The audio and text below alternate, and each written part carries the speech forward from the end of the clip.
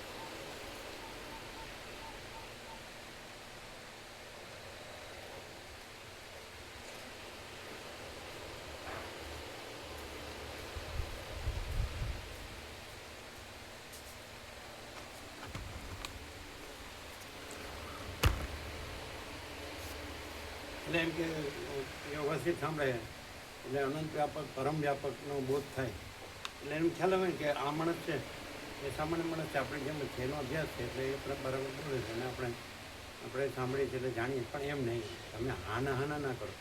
એટલે એ માણસને એમ જ ને આપણે જ્યાં હોય કે આપણે અનંત વ્યાપકને પરમ વ્યાપક છે તો એ પૂર્ણ બોધ અને એ જ છે એને બીજું નથી, એટલે પરમ શાંતિમાં રહેવું એ રીતે સમજી જાય ને તમે જે કેન્દ્ર વિનાનું અનંત ને એક અસ્તિત્વ વ્યક્તિત્વ વગરનું એ ભૂલી જાઓ છો.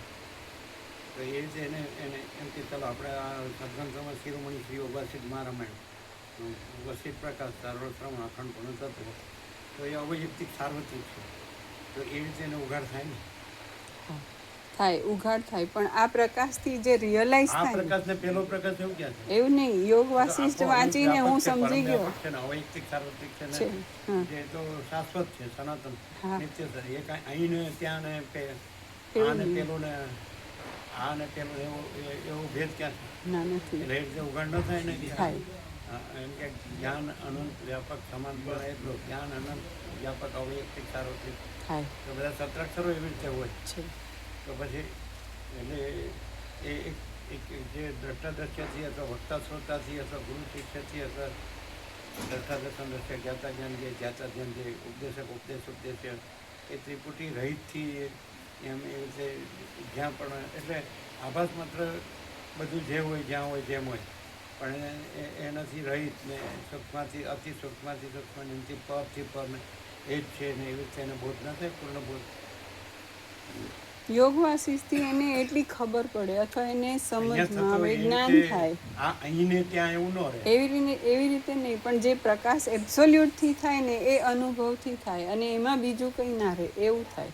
અને યોગ વાસિષ્ઠ કરી લીધું, આવડી ગયું બધું એવું ન થાય એટલે આ વ્યક્તિ અનુભવ છે એવી રીતે ન થાય ના થાય, પણ આખું અનંત વ્યાપક છે એવી રીતે થાય, એમ એવી રીતે થાય. એવું થાય ને? હા, એવું થાય.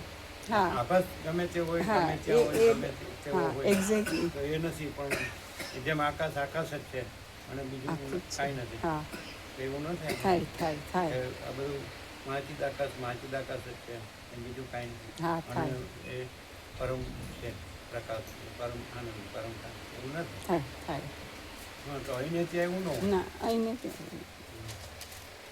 સંભળાય ને સંભળાય ને હાલ આવ્યું ને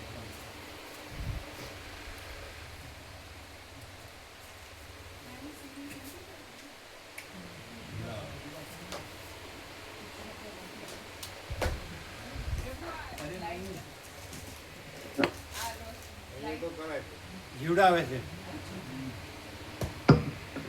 નથી શાંતિ ને પેલા જીવડાવે.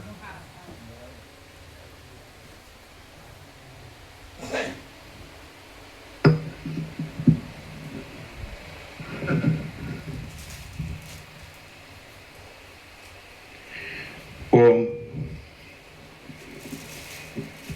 ઓમ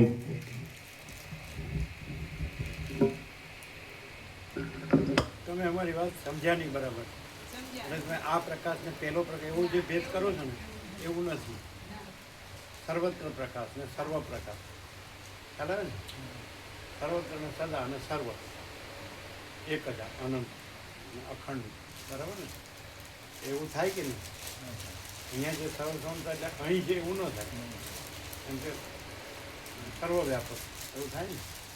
પછી આભાસ ગમે તે હોય પણ એ આભાસ રહી આભાસથી પરથી પર સૂક્ષ્મથી સૂક્ષ્મ અને શુદ્ધથી શુદ્ધ અને એ પૂર્ણથી પૂર્ણ એ જ છે એવું થાય ને. એને પછી કાંઈ દ્વૈત ન નડે આભાસનું કે હું છું કે આ જગત છે કે કોઈનું એ જ છે. એમાં આકાશ આકાશ જ છે સીધાકાશ સીધાકાશ એવું થાય ને. એટલે એ જે અહીંને બીજે ને અહીંને બીજે એવું કરે ને એવું નથી. એમ નથી ખ્યાલ આવતો? ન ખ્યાલ આવે શું?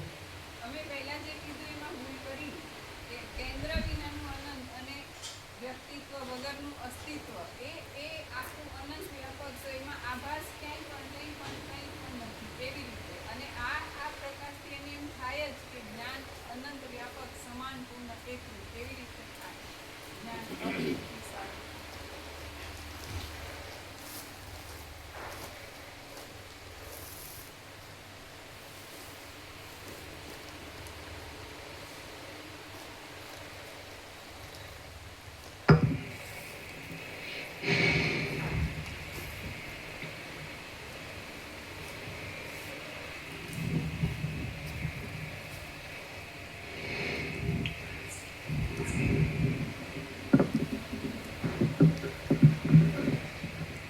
ઓમ ઓમ પરમ ચિદાકાશ પરમ જ્યોતિ અખંડ જ્યોતિ મહાચિદાકાશ સ્વયં પ્રકાશ સંપૂર્ણ પ્રકાશ પૂર્ણ બ્રહ્મ અનંત તેજઘન અનંત ચિદઘન પરમાકાશ કેવલ અનંત શુદ્ધ તેજઘન પરમાકાશ અખિલ આત્મા પૂર્ણ બ્રહ્મ પરમાત્મા પરમ ચિદાકાશ પરમ જ્યોતિ અખંડ જ્યોતિ અનંત પૂર્ણ પરમ ચિદાકાશ પરમ શાંતિ स्वयं सिद्ध स्वयं प्रकाश स्वयं पूर्ण स्वस्वरूप यही सब कुछ है, इसके सिवा कुछ नहीं है। शून्यभास अनंत कोटि महाकल्पो है ही नहीं। महाचिदाकाश स्वयं प्रकाश संपूर्ण प्रकाश महाचिदाकाश ज्योति अनंत अखंड अभेद महाचिदाकाश ज्योति महातत्व महासामान्य महाचिदाकाश स्वसंवेद्य सहज निर्विकल्प महाचिदाकाश परम कैवल्य परम शांति परम चिदाकाश अनंत पूर्ण निरपेक्ष सत्य अनंत संपूर्ण अपरिघी निर्भ्रांत निरपेक्ष वसेटरांग उपशम प्रकरण राउंड 40मो राउंड।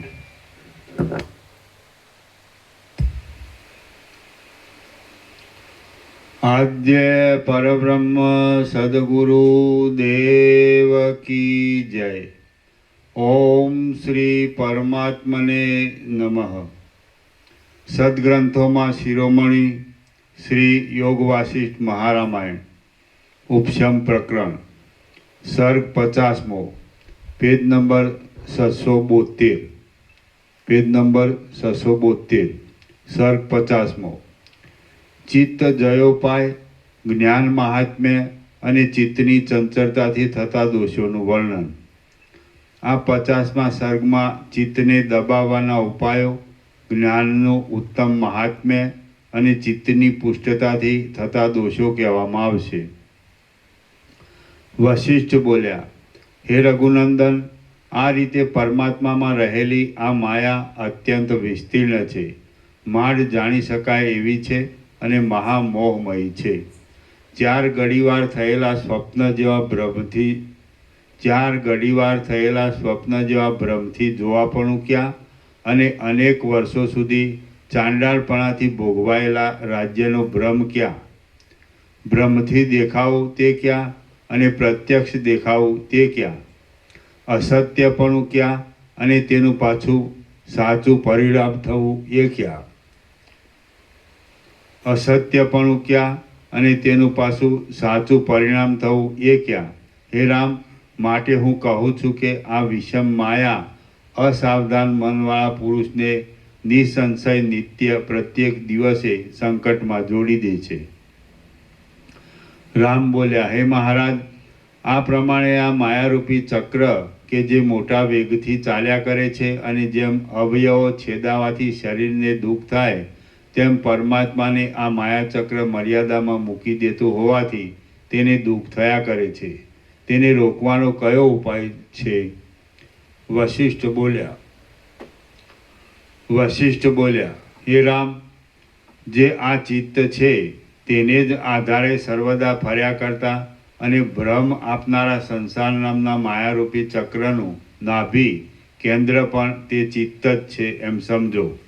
પુરુષ પ્રયત્ન કરીને બુદ્ધિ વડે એ ચિત્તરૂપી કેન્દ્રને તુરત રોકી લેવામાં આવે તો માયારૂપી ચક્ર પોતાનું કેન્દ્ર અટકી જવાને લીધે ભ્રમણ કરતું અટકી જાય છે. જેમ દોરાથી વીંટાયેલા કેન્દ્રવાળું ચક્ર તર્જની આંગળીથી દોરો પકડવાથી કેન્દ્ર રોકાઈ જતાં ભ્રમણ કરતું નથી, તેમ ચિત્તરૂપી કેન્દ્રવાળું આ સંસારરૂપી ચક્ર ચિત્ત રોકાઈ જતાં ભ્રમણ કરતું નથી. હે રામ, તમે ચક્રથી યુદ્ધ કરવામાં એકા છો, માટે કેમ નહીં સમજો કે કેન્દ્રને રોકી દેવાથી જ ચક્ર વશ થાય છે, કેન્દ્રને રોક્યા વિના વશ થતું નથી. માટે ચિત્તરૂપી કેન્દ્રને યત્નથી થોભાવી રાખીને આ સંસારરૂપી ચક્રને ભમતું અટકાવી દો. સંસારરૂપી ચક્ર ભ્રમણ કરીને આત્માને તે યોનિઓમાં નાખી દે છે. આ ચિત્તનો નિરોધ કરવા રૂપી યુક્તિ નહીં કરવાથી આત્માને અનંત દુઃખની પ્રાપ્તિ થાય છે, અને આ યુક્તિ કરવામાં આવે તો સઘળું દુઃખ ક્ષણ માત્રમાં નષ્ટ થઈ જાય છે એમ નિસંશય સમજો. કેવળ ચિત્તને દબાવવારૂપ મહાન ઔષધ વિના બીજો ગમે એવો પ્રયત્ન કરવામાં આવે તો પણ સંસારરૂપી મહારોગ શાંત થાય એમ નથી. હે રામ, માટે તીર્થ, દાન તથા તપ ઇત્યાદિ ક્રિયાઓને છોડી દઈને પરમ કલ્યાણની પ્રાપ્તિને અર્થે ચિત્તને જ વશ કરો. જેમ ઘડાનું આકાશ ઘડાની અંદર જ રહે છે, તેમ સંસાર ચિત્તની અંદર જ રહે છે. જેમ ઘડાનો નાશ થઈ જાય તો ઘડાનું આકાશ રહેતું નથી, તેમ ચિત્તનો નાશ થઈ જાય તો સંસાર રહેતો નથી. ચિત્તરૂપી ઘડાની અંદર જ રહેલું અનેક જન્મ મરણોથી ભરેલું અને અનાદિ આ સંસારરૂપી જે આકાશ છે તેનો ચિત્તના નાશથી નાશ કરી નાખીને તમારા સ્વરૂપભૂત અતુલ બ્રહ્મરૂપી આકાશમાં પ્રવેશ કરો. ચિત્ત જો ભૂતકાળના તથા ભવિષ્યકાળના વિષયોના પણ અનુસંધાનને ત્યજી દઈને વર્તમાન કાળના બાહ્ય વિષયોને પણ આસક્તિથી રહિત થઈ થોડી વાર જ સેવાનો અભ્યાસ રાખે તો અચિત્તપણાને પ્રાપ્ત થઈ જાય છે. જો તમે ક્ષણે ક્ષણે સંકલ્પનું અને સંકલ્પના અંશોનું અનુસંધાન ત્યજી દેતા જશો તો પરમ પવિત્ર બ્રહ્મપણું તમને મળી ચૂક્યું છે, એમાં સંશય નથી. જ્યાં સુધી સંકલ્પોની કલ્પના હોય ત્યાં સુધી જ ચિત્તની વિભૂતિઓ રહે છે. વાદળાનો વિસ્તાર ટળી ગયા પછી આકાશમાં જળના બિંદુઓ રહે જ નહીં. જ્યાં સુધી જગતને ચંદ્રના કિરણોનો સંબંધ હોય ત્યાં સુધી જ જેમ તુષારની કણીઓ રહે છે, તેમ જ્યાં સુધી આત્માને ચિત્તનો સંબંધ હોય ત્યાં સુધી સંકલ્પોની કલ્પના રહે છે. જો આત્મતત્વને ચિત્તથી જુદું પાડીને તેની ભાવના કરવામાં આવે તો પોતાના સંસારના કામ કર્મ તથા વાસના આદિ મૂળ અજ્ઞાનની સાથે બળી જ ગયા છે એમ સમજો. ચિત્તના સંબંધથી રહિત થયેલું જે આત્મતત્વ છે તે જ પ્રત્યક્ષ ચેતન કહેવાય છે. એ પ્રત્યક્ષ ચેતન ચિત્તથી રહિત જ રહેનાર છે, માટે તેમાં કલ્પનારૂપી મેલ ઉત્પન્ન થવાનો ભય જ નથી. જે સ્થિતિમાં આ અભાગ્યું મન રહે નહીં તે જ સ્થિતિ સાચી છે, તે જ સ્થિતિ પરમાનંદ છે, તે જ સ્થિતિ પરમાત્માની સ્વભાવભૂત અવસ્થા છે, તે જ સ્થિતિ સર્વને પ્રકાશ આપનારા ચૈતન્ય રૂપ છે અને તે જ સ્થિતિ પરમાર્થ દ્રષ્ટિરૂપ છે.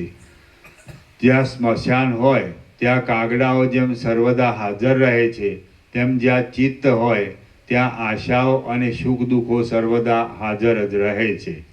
આશા આદિ સઘળા પદાર્થોને ઉત્પન્ન કરનારી સંસારરૂપી લતાનું વાસનારૂપી બીજ તત્વના બોધથી નાશ પામેલું હોવાથી જ્ઞાનીઓના સંકલ્પના ઉત્પન્ન થતું નથી. શાસ્ત્રોના અને સજ્જનોના સમાગમોનો નિરંતર અભ્યાસ રાખવાથી જગતના પદાર્થોનું મિથ્યાપણું સમજવામાં આવે છે. ચિત્તને બળાત્કારથી અવિવેકમાંથી ખેંચી લઈને પુરુષ પ્રયત્નોથી તથા આ જન્મમાં જ્ઞાન સિદ્ધ કર્યા વિના રહેવું જ નહીં એવા દ્રઢ નિશ્ચયોથી શાસ્ત્રોમાં અને સજ્જનોના સમાગમોમાં જોડી દેવું.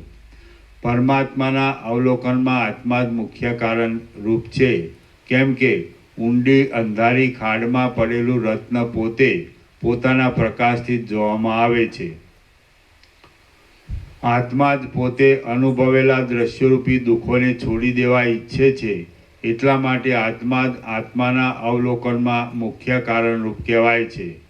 તમે ગમે તે વાતચીત કરતા, કોઈ પદાર્થને છોડી દેતા, કોઈ પદાર્થનું ગ્રહણ કરતા, આંખો ઉઘાડતા અને આંખો મીંચતા પણ જેમ કોઈ પ્રકારની કલ્પના નથી એવા પોતાના મર્યાદા રહિત સ્વરૂપના અનુસંધાનમાં તત્પર રહો.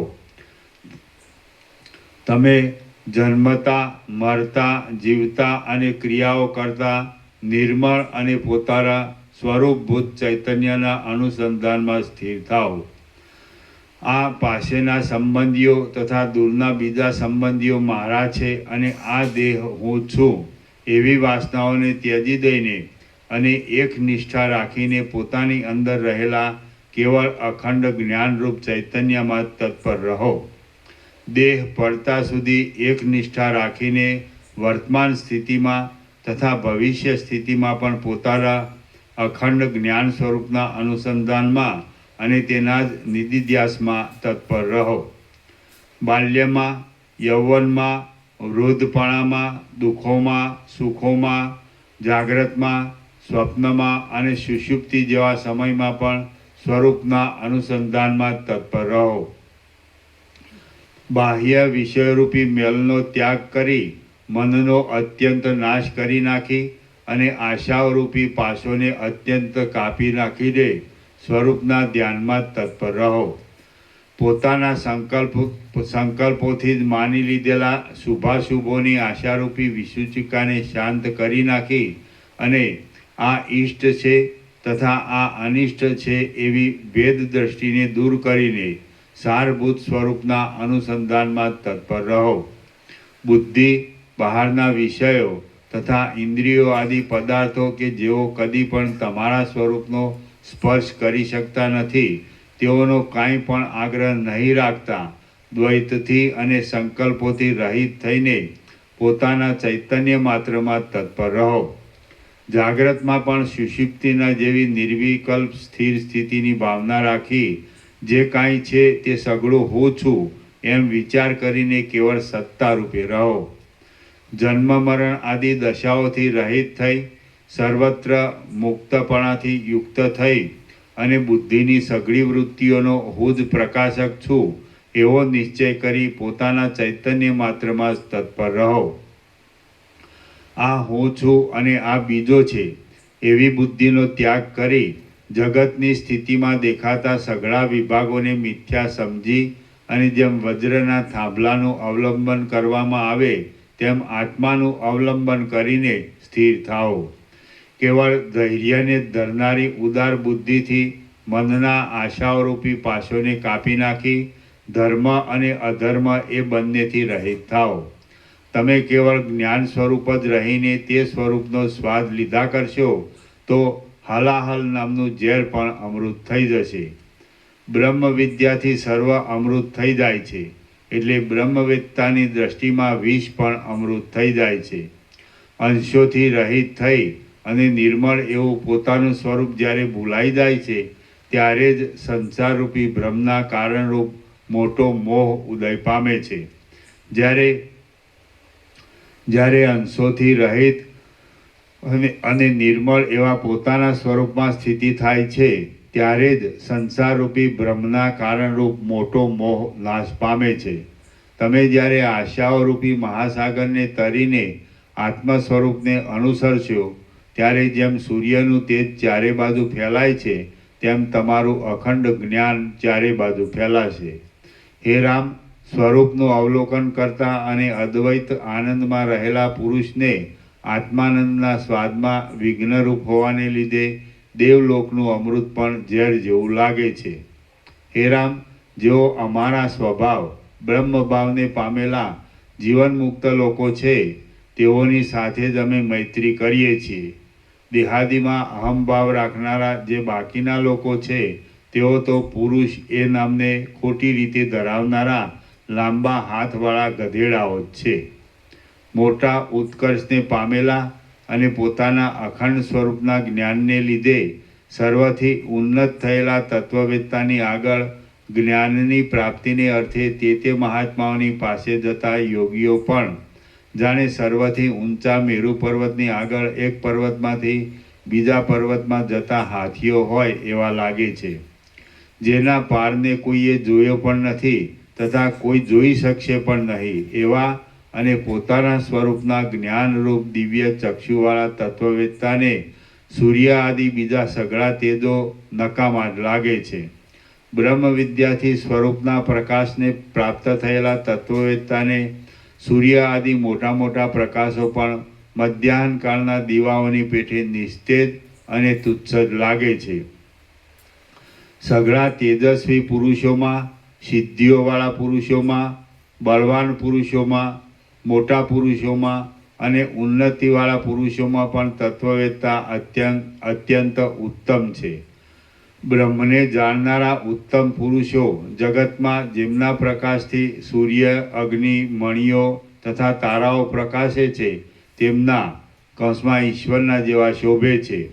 હે રામ, જેઓને તત્વજ્ઞાન ન હોય તેવા મનુષ્યો પૃથ્વીના દરોમાં રહેનારા કીડાઓથી, ગધેડાઓથી અને કાગડા આદિ પક્ષીઓથી પણ ખૂબ જ હલકા છે. જે પુરુષ મોહરૂપી ભૂતના વળગાડવાળો હોવાને લીધે આત્મજ્ઞાનથી રહિત હોય તે મોવેલો જ છે, અને જેને આત્મજ્ઞાન પ્રાપ્ત થયું હોય તે પુરુષ જ જીવતો છે એમ મહાત્મા પુરુષો કહે છે. Page number 675.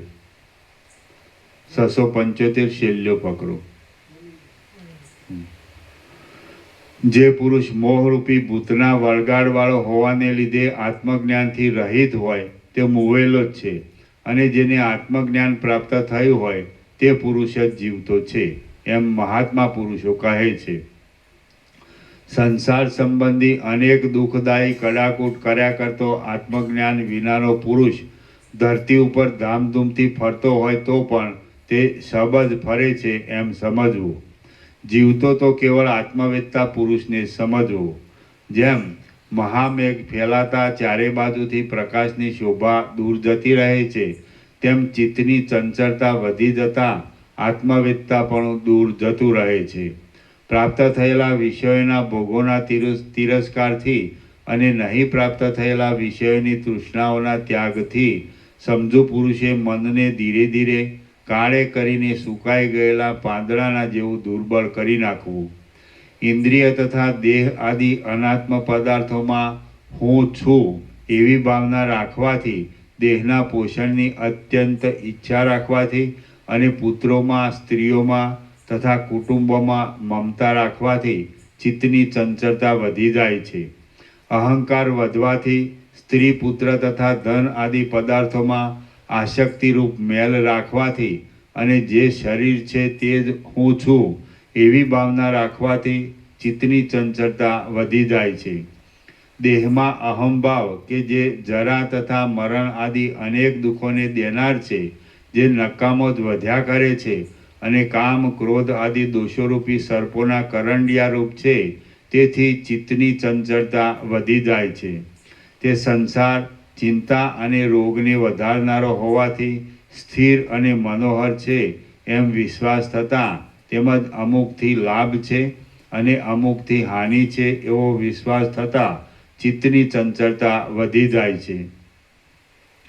સ્નેહ, ધનનો લોભ અને મણીઓનો તથા સ્ત્રીઓ આદિનો લોભ કે જેઓ ઉપર ટપકે જોતા રમણીય લાગે છે પણ પરિણામે દુઃખદાયી છે, તેથી ચિત્તની ચંચળતા વધી જાય છે.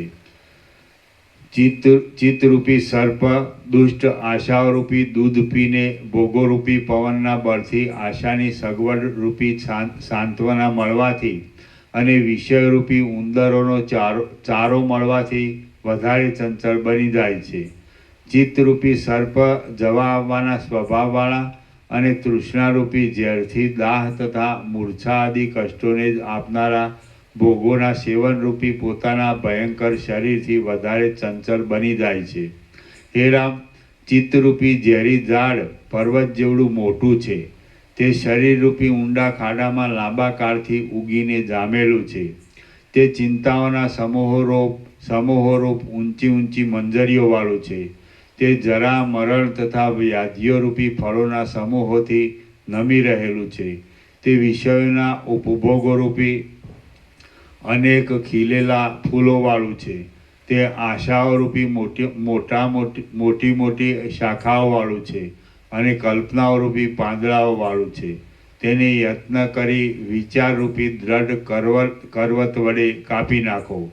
હે ક્ષત્રિયોમાં સિંહતુલ્ય રામ, શરીરરૂપી દુષ્ટ વનમાં રહેલો ચિત્તરૂપી ઉગ્ર હાથી કે જે સંસારરૂપી પહાડના બહારના વિષયરૂપી એક શિખર ઉપર જ બેસનારો છે, એ પહાડની અંદરના સંકલ્પોરૂપી ગુફામાં બેસીને આરામ લઈ શકાતો નથી. સમ, દમ આદિ કમળવનોને કચરી નાખવા માટે તાકી રહ્યો છે. તે અત્યંત પ્રચંડ છે. સુખ દુઃખોરૂપી બે ગંડ સ્થળોવાળો છે. વિકારોરૂપી લાંબા દાંતોવાળો છે. ધૈર્ય આદિ માટીના પિંડાઓને ઉખેડીને ફેંકી નાખવા રૂપી ખોતરવાની ક્રિયા કર્યા કરે છે. અને જેના શાસ્ત્ર તથા અનુમાન રૂપી બે નેત્રો અવિવેકરૂપી મદથી ચકચૂર થઈ ગયા છે, તેને વિચાર શક્તિરૂપી નખોની અણીઓથી અત્યંત ક્ષીણ પંક્તિથી ચોળી નાખો. હે રામ, આ પોતાના ચિત્તરૂપી કાગડો કે જે સ્ત્રીઓના ગુપ્ત ભાગો આદિ સ્મશાનોમાં સર્વદા આસક્ત રહેનારો છે, શરીરનું માંસ ખાઈને જાડો થયેલો છે, દુષ્ટ ક્રિયારૂપી લાંબી તથા કઠોર ચાંચવાળો છે, સ્વાર્થરૂપી એક જ આંખવાળો છે, પ્રબળ થયેલા અંધારા જેવો મલિન છે, બોજારૂપ છે, ભૂંડા કામ કરનારો છે, કઠોર શબ્દો કાઢનારો છે અને લાલચોરૂપી વિષ્ઠાઓની ગંધ આવતા જ તેઓના ઉપર ઝડપ મારનારો છે. તેને શરીરરૂપી માળામાંથી દૂર કાઢી મૂકો કે જેથી સઘળા દોષોની શાંતિ થાય. હે રામ, આ ચિત્તરૂપી પિશાચ કે જે અજ્ઞાનરૂપી મોટા વડોમાં આરામ લે છે, સંસારરૂપી વગડામાં પ્રત્યક્ષ જડતાવાળા સેંકડો શરીરોમાં લાંબા કાળથી ભમ્યા કરે છે અને તૃષ્ણારૂપી પિશાચની જેની સેવા કરે છે, તેને જ્યાં સુધી વિવેક, વૈરાગ્ય અને ભગીરથ પ્રયત્નરૂપી સ્વતંત્ર મંત્રોથી આત્માના ઘરરૂપી હૃદયમાંથી કાઢી મૂકવામાં ન આવે, ત્યાં સુધી આત્માને સુખ ક્યાંથી જ પ્રાપ્ત થાય. હે રામ, આ ચિત્તરૂપી મોટો સર્પ કે જે શુભ તથા અશુભ વૃત્તિઓરૂપી બે દાઢોવાળો છે, મનુષ્યોના સમૂહોને મારી નાખનારો છે, ચિંતારૂપી ઝેરવાળો છે, કાયારૂપી દુષ્ટ કાંચડીવાળો છે, નિરંતર પ્રાણીરૂપી સ્વચ્છ પવનનું ભક્ષણ કર્યા કરે છે, અનેક પ્રકારના ભયોને તથા મરણને આપનાર છે, અને હૃદયરૂપી ખરાબ શિમળાના ઝાડની બખોલમાં રહેનાર છે, તેને આત્મારૂપી ગરુડના મંત્રોની અમોઘ શક્તિથી શાંત કરી નાખો. શાંત કરી નાખી સઘળા ભયને અત્યંત ત્યજી દઈને સંસારથી રહિત થાઓ. હે રામ, આ ચિત્તરૂપી ગીધ પક્ષી કે જે અમંગળ આકારવાળો છે, શરીરોરૂપી સબોના સમૂહનું નિરંતર સેવન કરનાર છે, દિશાઓમાં ભમી ભમીને રાત્રે થાકી જાય છે, તૃષ્ણાઓરૂપી મસાણોમાં વિહાર કરનાર છે, અપમાન, ભય તથા શોક આદિ કાગડાઓની ચાંચોના પ્રહારોથી વારંવાર ઘવાયા કરે છે, ભોગોરૂપી માસોની લાલચથી ચારે બાજુ ઝડપો માર્યા કરે છે, અધીર છે અને વધતી જતી તૃષ્ણાથી પોતાની ડોકને ઊંચીને ઊંચી રાખ્યા કરે છે. તે જો તમારા શરીરરૂપી ઝાડમાંથી ઉડી જાય તો તમને અવશ્ય જય મળે, એમાં લેશ પણ સંશય નથી. હે રામ, આ મનરૂપી મોટો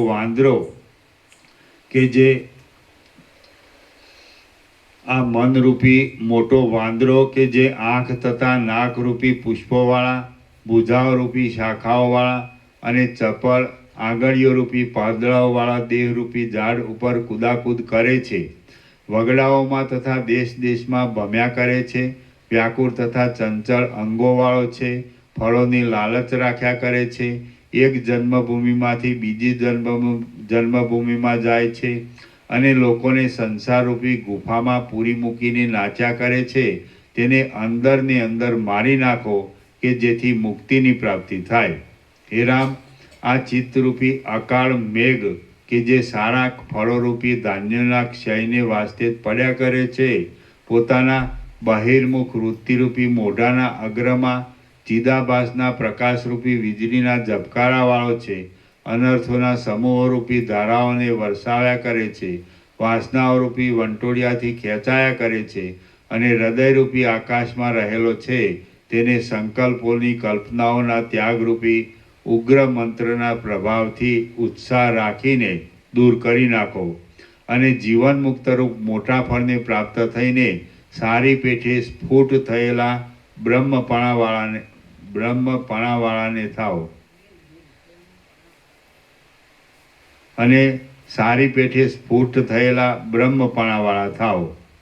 હે રામ, આ ચિત્તરૂપી પાસ કે જે સૃષ્ટિથી માંડીને આ સુધીના પુણ્ય અને પાપોની ગાંઠો દેવાઈને દ્રઢ થયેલો છે, મંત્રોથી ભેદાય એવો નથી, અગ્નિઓથી બળે એવો નથી, આત્મામાં અત્યંત પીડાને દેખાડનાર છે, અનુક્રમથી અનેક અવતારોને બાંધવા માટે જાણે એક જાતની લાંબી દોરી હોય એવો છે, અને જેમાં અસંખ્ય શરીરોની માળાઓ પરોવાયેલી છે, તેને બળાત્કારથી સંકલ્પોના ત્યાગોરૂપી શસ્ત્રોથી કાપી નાખી નિર્ભય થઈને તમે પોતે અનુકૂળ જણાય તેમ વિહાર કરો. હે રામ, વિષયના માર્ગને મૂકીને બીજા માર્ગમાં જવાના આળસવાળો આ દેહરૂપી ગુફામાં ગુપ્ત રીતે રહેલો આ સંકલ્પરૂપી ભયંકર અજગર કે જે ક્રોધ આદિરૂપ ઝેરી ફૂંફાડાઓથી સંસારરૂપી અરણ્યમાં ચાલનારા સઘળા લોકોને બાળી નાખે છે, જેને સારી સમજણ કેમે કરી ન મળે એવો છે, અપાર ઝેરને ધરનાર છે, ભુવનોને સંતાપ આપનાર છે, અને વિષયરૂપી માંસને માટે તૃષ્ણારૂપી મોઢું ફાડીને પોતાના શરીરને ઉસાળ્યા કરે છે, તેને કામનાઓના ત્યાગ નામના મોટા અગ્નિથી બળાત્કારે બાળી નાખીને તે તમે સંસારથી રહિત થાઓ.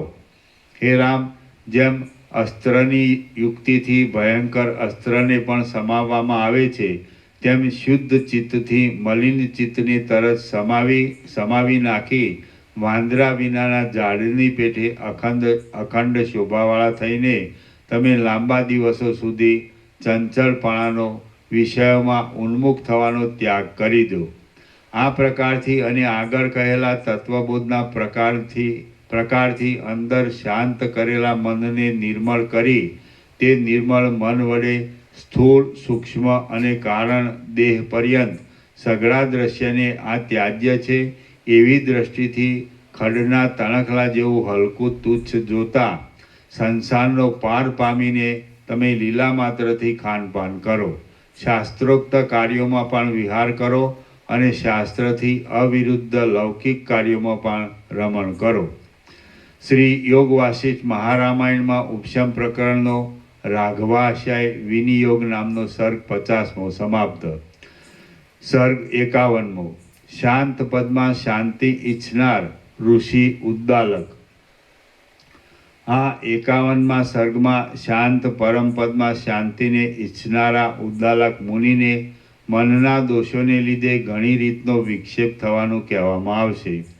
વશિષ્ઠ બોલ્યા, હે રામ, ચિત્તની વૃત્તિઓ કે જેઓ પરલોકના વિષયો સુધી પણ પહોંચી શકે એવી લાંબી છે, વાસનામય હોવાને લીધે સૂક્ષ્મ છે. જો જરાક પ્રમાદ થઈ જાય તો તરત સમાધિના સુખને કાપી નાખે એવી અત્યંત તીક્ષ્ણ છે. આત્માના પ્રતિબિંબનું ગ્રહણ કરનારી હોવાને લીધે નિર્મળ છે અને તેથી જ અસ્ત્રાની ધાર જેવી છે. તેમાં પ્રમાદથી વિશ્વાસ રાખી બેસ્યો નહીં. હે નીતિના વિષયમાં પ્રવીણ રામ, ઉત્તમ કુળરૂપ સારા ક્ષેત્રમાં ઉત્પન્ન થયેલી તમારા શરીરરૂપી લતામાં આત્માના પરિચયવાળી આ બુદ્ધિરૂપી નવી ડાખણી ઘણે કાળે ઉત્પન્ન થઈ છે. માટે તેને વિવેકરૂપી અમૃતના જળથી પોષણ આપજો. આ શરીરરૂપી લતા કાળરૂપી સૂર્યથી કરમાઈને ધરતી પર પડી ન જાય તે પહેલાં તેને ઊંચી સ્થિતિમાં રાખીને તેની ડાકડીનું રક્ષણ કરજો. હે મારા વાક્યોના મુખ્ય તત્વને જાણનારા રામ, જેમ મોર મેઘના શબ્દની ભાવના કરવાથી સુખ પામે છે, તેમ તમે મારા વાક્યના અર્થની જ ભાવના કરવાથી સુખ પામશો. તમે સઘળા પ્રપંચને ઉત્પન્ન કરનારા પૃથ્વી આદિ 5 ભૂતોને કાપી નાખીને તથા વિંધી નાખીને ઉદ્દાલક નામના મુનિની પેટે અત્યંત ધીર બુદ્ધિથી અંદર વિચાર કરો. રામ બોલ્યા, હે મહારાજ, ઉદ્દાલક મુનિએ કયા ક્રમથી 5 ભૂતોને કાપી નાખીને તથા વિંધી નાખીને અંદર વિચાર કર્યો હતો? વશિષ્ઠ બોલ્યા, હે રામ, પૂર્વે ઉદ્દાલક મુનિને જે રીતિ ભૂતોના સમૂહનો વિચાર કરવાથી અખંડિત પરમ દ્રષ્ટિ બ્રહ્મ વિદ્યા પ્રાપ્ત થઈ હતી તે રીતિ હું કહું છું તે તમે સાંભળો. આ જગતરૂપી જૂના ઘરનો વાયવ્ય દિશા નામનો કોઈ ખૂણો કે જે પર્વતોરૂપી ઊંધા વાળેલા વાસણોથી ઘેરાયેલો છે, તેમાં ગંધમાદન નામના મોટા પર્વતમાં પથરાયેલા પુષ્પોવાળી, કપૂર જેવા પરાગોથી તથા કેસરાઓથી ભરપૂર વૃક્ષોવાળી, વિચિત્ર રંગના પક્ષીઓવાળી, અનેક પ્રકારની લતાઓથી શોભી રહેલી વંચલ લોકો જેના સીમાડામાં રહેલા છે એવી પુષ્પોના કેસરાઓથી દીપતી, કોઈ સ્થળમાં અનેક મોટા રત્નોવાળી, કોઈ સ્થળમાં પવનથી ડોલતા કમળોવાળી, કોઈ સ્થળમાં ચોટલાની પેઠે શોભતી ઝાકળવાળી અને કોઈ સ્થળમાં દર્પણોની પેઠે દીપતા તળાવોવાળી એક જગ્યા છે. એ જગ્યામાં સીધા વૃક્ષોવાળા, ગુંટી ડૂબ પથરાયેલા પુષ્પોવાળા અને મોટા વૃક્ષોની ઘાટી છાયાવાળા કોઈ સુંદર ઊંચા પ્રદેશમાં યત્નોથી પુરુષાર્થને સિદ્ધ કરવાના અભિમાનવાળો મહાબુદ્ધિમાન, મૌન વ્રતને ધરનારો અને જેને યુવાની પ્રાપ્ત થઈ ન હતી એવો ઉદ્દાલક નામે એક મહાતપસ્વી પૂર્વે રહેતો હતો. એ ઉદ્દાલક પહેલાં થોડી બુદ્ધિવાળો, વિચાર વિનાનો, અણસમજુ, સારી વાસનાઓથી ભરેલા અંતઃકરણવાળો અને જેને બ્રહ્મપદમાં શાંતિ મળી ન હતી એવો હતો. પછી એ મુનિને અનુક્રમે તપથી, શાસ્ત્રોમાં કહેલા નિયમો પાળવાથી અને સદાચરણોથી પૃથ્વીને જેમ નવી ઋતુ પ્રાપ્ત થાય છે તેમ નવા વિવેકનો ઉદય થયો. સંસારરૂપી રોગથી ભય પામેલા અને એકાંતમાં જ રહેનારા એ શુભ ચિત્તવાળા ઉદ્દાલકને કોઈ સમયે આ પ્રમાણે વિચાર ઉત્પન્ન થયો. મુખ્યત્વે કરીને પામવા જેવો કયો પદાર્થ છે કે જેમાં શાંતિ મળવાથી કદી પણ શોક કરવો ન પડે અને જેને પામીને ફરીવાર જન્મનો જ સંબંધ થાય નહીં? જેમ મેઘ મેરુ પર્વતના શિખરમાં શાંતિ પામે છે જેમ મેઘ મેરુ શિખરના પર્વતમાં શાંતિ પામે છે, તેમ હું જેમાં મનના વ્યાપારો જ ન હોય એવા પરમ પવિત્ર પદમાં ક્યારે લાંબી શાંતિ પામીશ. જેમ ઘોઘાટ કરનારા ચપળ મોજાઓ સમુદ્રની અંદર શાંત થઈ જાય છે, તેમ ભોગોની તૃષ્ણાઓ મારી અંદર ક્યારે શાંત થઈ જશે. આ કામને પહોંચી વળીને પછી આ કામ કરવું છે, એવી જાતની કલ્પનાને હું ઉત્તમ પદમાં શાંત થયેલી બુદ્ધિ વડે ક્યારે હસી કાઢીશ. જેમ જળ કમળના પાંદડા ઉપર રહેલું હોવા છતાં પણ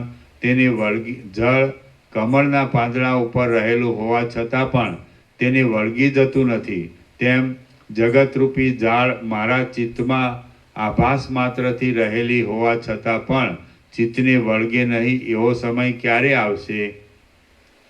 ઘણા તરંગોવાળી અને અવિવેકથી જેમાં પૂર આવ્યું છે એવી તૃષ્ણારૂપી નદીને હું ઉત્તમ બુદ્ધિરૂપી વહાણથી ક્યારે તરી જઈશ. જગતના પ્રાણીઓ આ જે ગરબડ ભરેલી ખોટી ક્રિયાઓ કરે છે, તે ક્રિયાઓને હું જેમ છોકરાઓની રમતને હસી કાઢું તેમ ક્યારે હસી કાઢીશ. વિકલ્પોથી વિક્ષેપ પામેલું અને હિંડોળાની પેઠે ઝૂલ્યા કરતું મારું મન જેમ ઉન્માદ નામના રોગથી રહિત થયેલાનો ભય શાંત થાય છે, તેમ ક્યારે શાંત થશે. હું ક્યારે બ્રહ્મા જેવો પૂર્ણ બુદ્ધિવાળો થઈને ઉદય પામેલા સ્વરૂપના પ્રકારને સ્ફુરણથી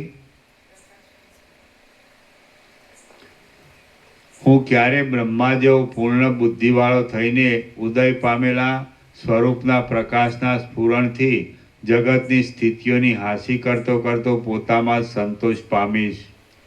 હું અંદર એકરસ સ્વરૂપવાળો સૌમ્ય અને સઘળી વસ્તુઓમાં સ્પૃહા વિનાનો થઈને મથનથી મુક્ત થયેલા ક્ષીરસાગરની પેઠે ક્યારે શાંત થઈશ.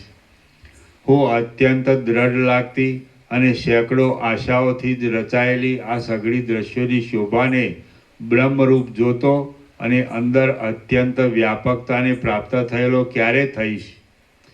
હું સઘળી કલ્પનાઓથી રહિત થયેલી બુદ્ધિ વડે બહારના તથા અંદરના વિષયો સહિત આ સઘળા જગતને ચૈતન્યરૂપ જોઈને તે જ ભાવનાથી ક્યારે સ્થિર થઈશ. હું શાંત ચિત્તવાળો અને સર્વોત્તમ ચૈતન્યના રસનો અનુભવ કરનારો થઈ જેમ જન્માંધ માણસ જન્માંતપણું મટી જવાથી બીજા પુરુષને દેખે છે, એમ પરમાત્માને ક્યારે દેખીશ. અભ્યાસથી મળે એવા અતિ સુંદર ચૈતન્યના પ્રકાશને પ્રાપ્ત થઈને હું આ કાળની કલ્પનારૂપ તુચ્છ જગતની સ્થિતિને દૂર ઊભો રહી આસક્તિથી રહિત થઈને ક્યારે જોયા કરીશ. હું ઇષ્ટથી તથા અનિષ્ટથી રહિત થઈને આ ત્યાજ્ય છે અને આ ગ્રાહ્ય છે એવી બુદ્ધિથી રહિત થઈ સ્વયં પ્રકાશ પદમાં રહીને મારામાં ક્યારે સંતોષ પામીશ. આ મારી અવિદ્યારૂપી કાળી રાત્રિ કે જે દુષ્ટ આશાઓરૂપી ઘુવડ પક્ષીણીઓથી ઘેરાયેલી છે અને હૃદયરૂપી કમળને જડતાથી, મૂર્ખતાથી અને હિમથી બાળી નાખનાર છે, તે ક્યારે ક્ષય પામશે.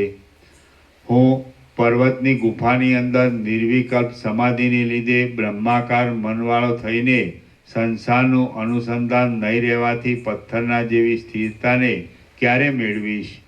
અભિમાન નામની વૃત્તિઓરૂપી મોટા મદના પ્રવાહવાળો મારો અહંકારરૂપી હાથી તત્વના બોધરૂપી સિંહના પંજાથી હણાઈને ક્યારે નાશ પામશે. હું નિર્વિકલ્પ સમાધિમાં શાંત થઈ બોલ્યા ચાલ્યા વિના બેસી રહું અને વનમાં પક્ષીઓ મારા માથા ઉપર ખડનો માળો બાંધે એવો સમય ક્યારે આવશે.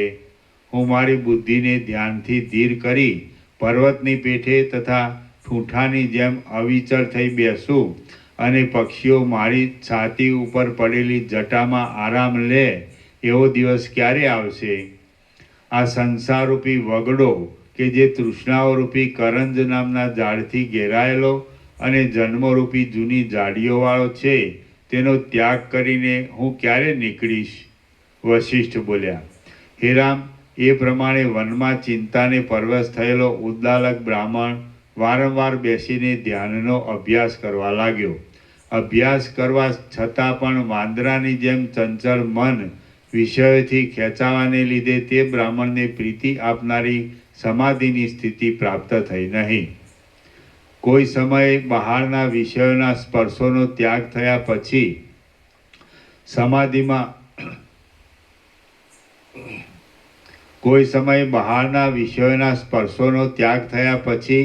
સમાધિમાં પ્રવેશ કરવાના સમયમાં તે ઉદ્દાલકનો ચિત્તરૂપી વાંદરો રજોગુણથી ક્ષોભ પામીને અરુચિ તથા આલસ્ય આદિ ઉદ્વેગોને પ્રાપ્ત થવા લાગ્યો. કોઈ સમયે તેનો ચિત્તરૂપી વાંદરો સમાધિના સુખોના સ્પર્શોનો ત્યાગ કરીને ચપળપણાથી જેમ ઝેરથી મરી ગયેલો પ્રાણી દેહની ગરમીનો ત્યાગ કરીને પરલોકમાં જાય તેમ વિષયોમાં જવા લાગ્યો. હે કમળ સરખા નેત્રોવાળા રામ, કોઈ સમયે તેનું ચિત્ત હૃદયાકાશમાં ઉગેલા સૂર્ય જેવા તેજને જોઈને પાછું તરત જ વિષયોમાં દોડી જવા લાગ્યું. કોઈ સમયે તેનું ચિત્ત અજ્ઞાનરૂપી અંધકારનો સહેજ ત્યાગ કરીને વળી પાછું તરત જ વિષયોની વાસના જાગૃત થવાને લીધે વિષયોમાં લંપટ થઈને ત્રાસ પામેલા પક્ષીની જેમ છટકી જવા લાગ્યું. કોઈ સમયે તેનું ચિત્ત બહારના વિષયોના તથા સમાધિના સુખોનો પણ ત્યાગ કરી અજ્ઞાનની સ્થિતિને તથા આત્મપ્રકાશની સંધિમાં લીન થઈને લાંબા કાળ સુધી નિદ્રારૂપી સ્થિતિને જ પામવા લાગ્યું. આ પ્રમાણે ધ્યાનના આનંદો લેવાને માટે નિત્ય ઉગ્ર ગુફાઓમાં રહેતો અને જેના વિચાર ધ્યાનમાં જ લાગેલા રહેતા હતા એવો તે ઉદ્દાલક તુચ્છ તૃષ્ણાના તરંગોથી ચલાયમાન થવાને લીધે વ્યાકુળ થઈને વાયુએ જળમાં નાખી દીધેલો વૃક્ષ જળના તરંગોથી કંપાયમાન થઈ સંકટમાં રહ્યા કરે તેમ સંકટમાં રહેવા લાગ્યો. પછી જેનું મન વ્યાકુળ થઈ ગયું હતું એવો એ ઉદ્દાલક મુનિ સૂર્ય નિત્ય મેરુ પર્વતમાં એકાએક ફરે છે તેમ નિત્ય પર્વતમાં ફરવા લાગ્યો. ફરતા ફરતા એક દિવસ એક ગુફા તેના જોવામાં આવી કે જે ગુફા કોઈ પણ પ્રાણીઓથી ન પહોંચાય એવી હોવાને લીધે જાણે ઇન્દ્રિયો આદિ સઘળા પદાર્થોના સંચાર વિનાની મોક્ષ દશા હોય એવી લાગતી હતી. તે પવનોની અડચણ વિનાની હતી, મૃગોથી તથા પક્ષીઓથી રહિત હતી. દેવતાઓએ તથા ગંધર્વોએ પણ જોયેલી ન હતી, તેમજ પરબ્રહ્મની પેઠે શોભતી હતી. પુષ્પોના સમૂહોથી તે ઢંકાયેલી હતી. કુણા લીલા ખડવાળી હતી, જાણે ચંદ્રકાંત મણિઓથી અને મરકત મણિઓથી બનાવેલી હોય એવી હતી. ઘાટી શીતળ છાયાવાળી રત્નરૂપી દીવાઓથી સ્પષ્ટ દેખાતી હતી અને સારી રીતના રક્ષણોવાળી હોવાને લીધે જાણે વનદેવીઓના અંતઃપુરનો કોઈ ખંડ હોય એવી તે લાગતી હતી. વળી તે ધરતી પર ફેલાયેલા તથા માત્ર ટાઢને મટાડે એવા પ્રકાશોવાળી હતી. અતિ ઉષ્ણ પણ ન હતી તેમજ અતિ શીતળ પણ ન હતી અને જાણે શરદ ઋતુના ઉગતા સૂર્યની સોના જેવી પીળી પ્રભા હોય એવી તે લાગતી હતી. પ્રભાતકાળમાં સૂર્યનો તડકો અંદર આવવાને લીધે તે આગળના ભાગમાં સુકાયેલી હતી.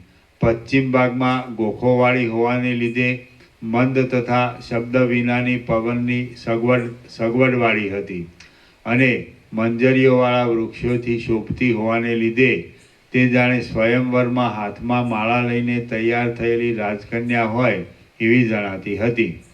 જાણે સાક્ષાત ઉપશમની પદ્ધતિ હોય તેમ આશ્રય કરવાને તે યોગ્ય હતી.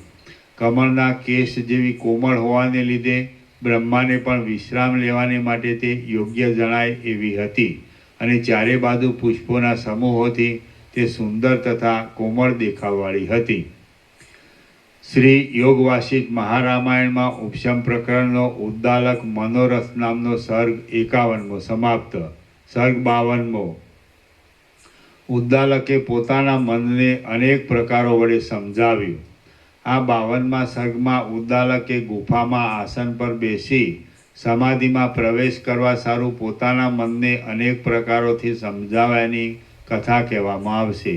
વશિષ્ઠ બોલ્યા, હે રામ, પછી જેમ ભ્રમર ઘણા ભ્રમણથી મળેલી કમળરૂપી કોટડીમાં પ્રવેશ કરે તેમ તે ધર્માત્મા ઉદ્દાલકે ઘણા ભ્રમણથી મળેલી એ ગંધમાદન પર્વતની ગુફામાં પ્રવેશ કર્યો.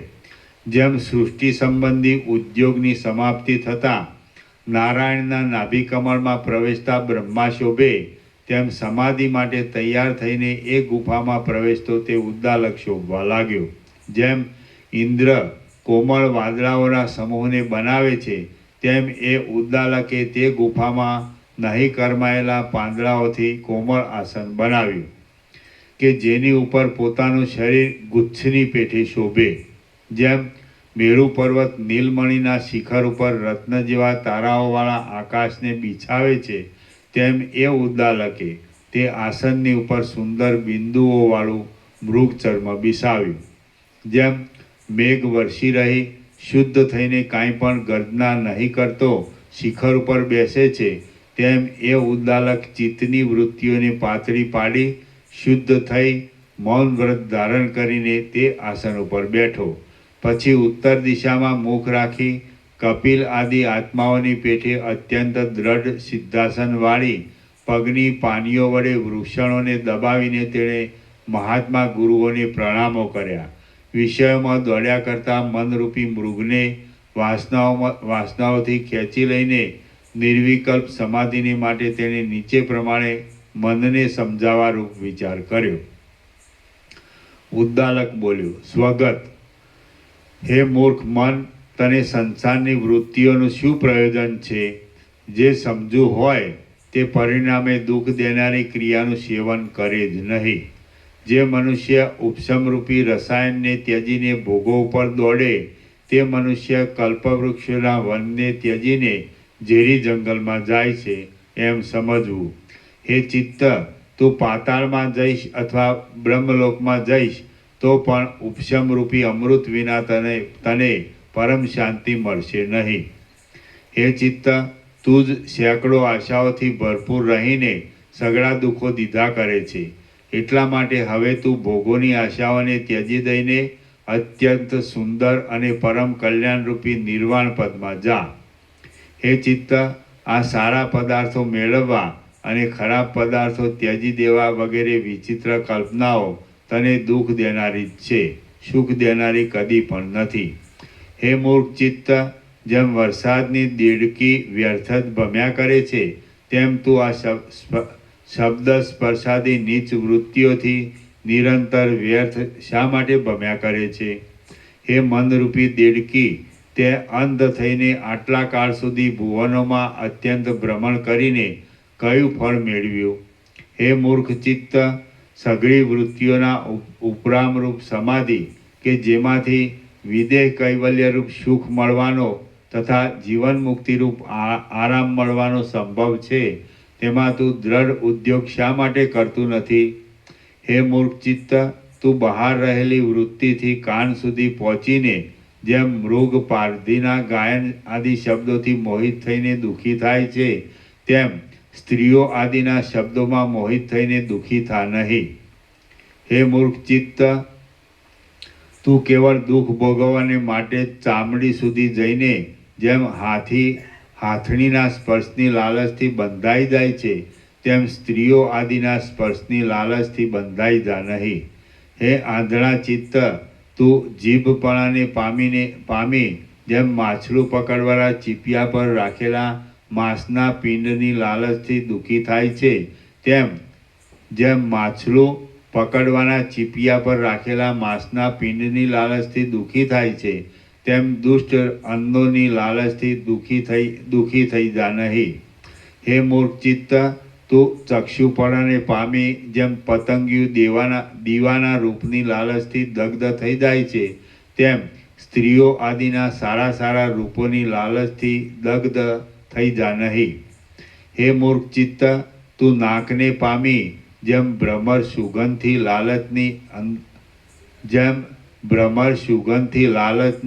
લાલચથી કમળની અંદર બંધાઈ જાય છે, તેમ સુગંધોની લાલચથી સ્ત્રીઓ આદિના શરીરોની અંદર બંધાઈ જા નહીં. હે મૂર્ખ મન, મૃગ, ભ્રમર, પતંગિયો, હાથી અને મત્સ્ય આદિ તો એક એક વિષયની લાલચરૂપી અનર્થથી માર્યા જાય છે, ત્યારે તું કે જે સઘળા વિષયોની લાલચો રૂપી સર્વ અનર્થોથી વ્યાપ્ત છે તેને તો કેમ જ સુખ મળે? હે ચિત્ત, જેમ કોશેટાનો કીડો પોતાની લાળને પોતાના બંધનને માટે જ ફેલાવે છે, જેમ કોશેટાનો કીડો પોતાની લાળને પોતાના બંધનને માટે જ ફેલાવે છે, તેમ તે વાસનાઓની જાળને તારા પોતાના જ બંધનને માટે ફેલાવેલી છે. હે ચિત્ત, તું જો સંસારરૂપી રોગને ત્યજી દઈને શરદ ઋતુના વાદળા જેવું શુદ્ધ થઈને નિર્મળ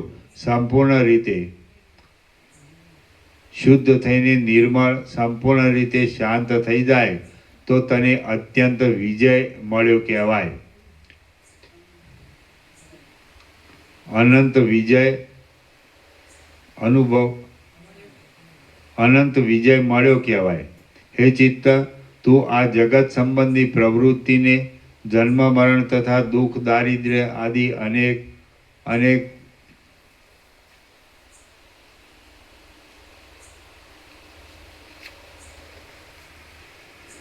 હે ચિત્ત, તું આ જગત સંબંધી પ્રવૃત્તિને જન્મ મરણ તથા દુઃખ દારિદ્ર્ય આદિ અનેક દશાઓને આપનારી અને પરિણામે પણ પરિતાપને જ ઉત્પન્ન કરનારી જાણવા છતાં પણ નહીં ત્યજી દે તો દુઃખી થઈશ, એમાં સંશય નથી.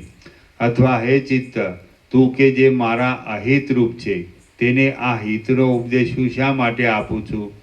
તને બળાત્કારથી વશ કરીને વિચારથી તારો નાશ કરવો જ યોગ્ય છે. વિચારવાળા પુરુષને તું મન રહેતું જ નથી, અથવા ચિત્તનો નાશ કરવામાં જુદો યત્ન કરવાની પણ કાંઈ જરૂર નથી. કેમ કે મૂળ અજ્ઞાનનો નાશ કરવાથી જ ચિત્તનો નાશ થઈ જાય છે.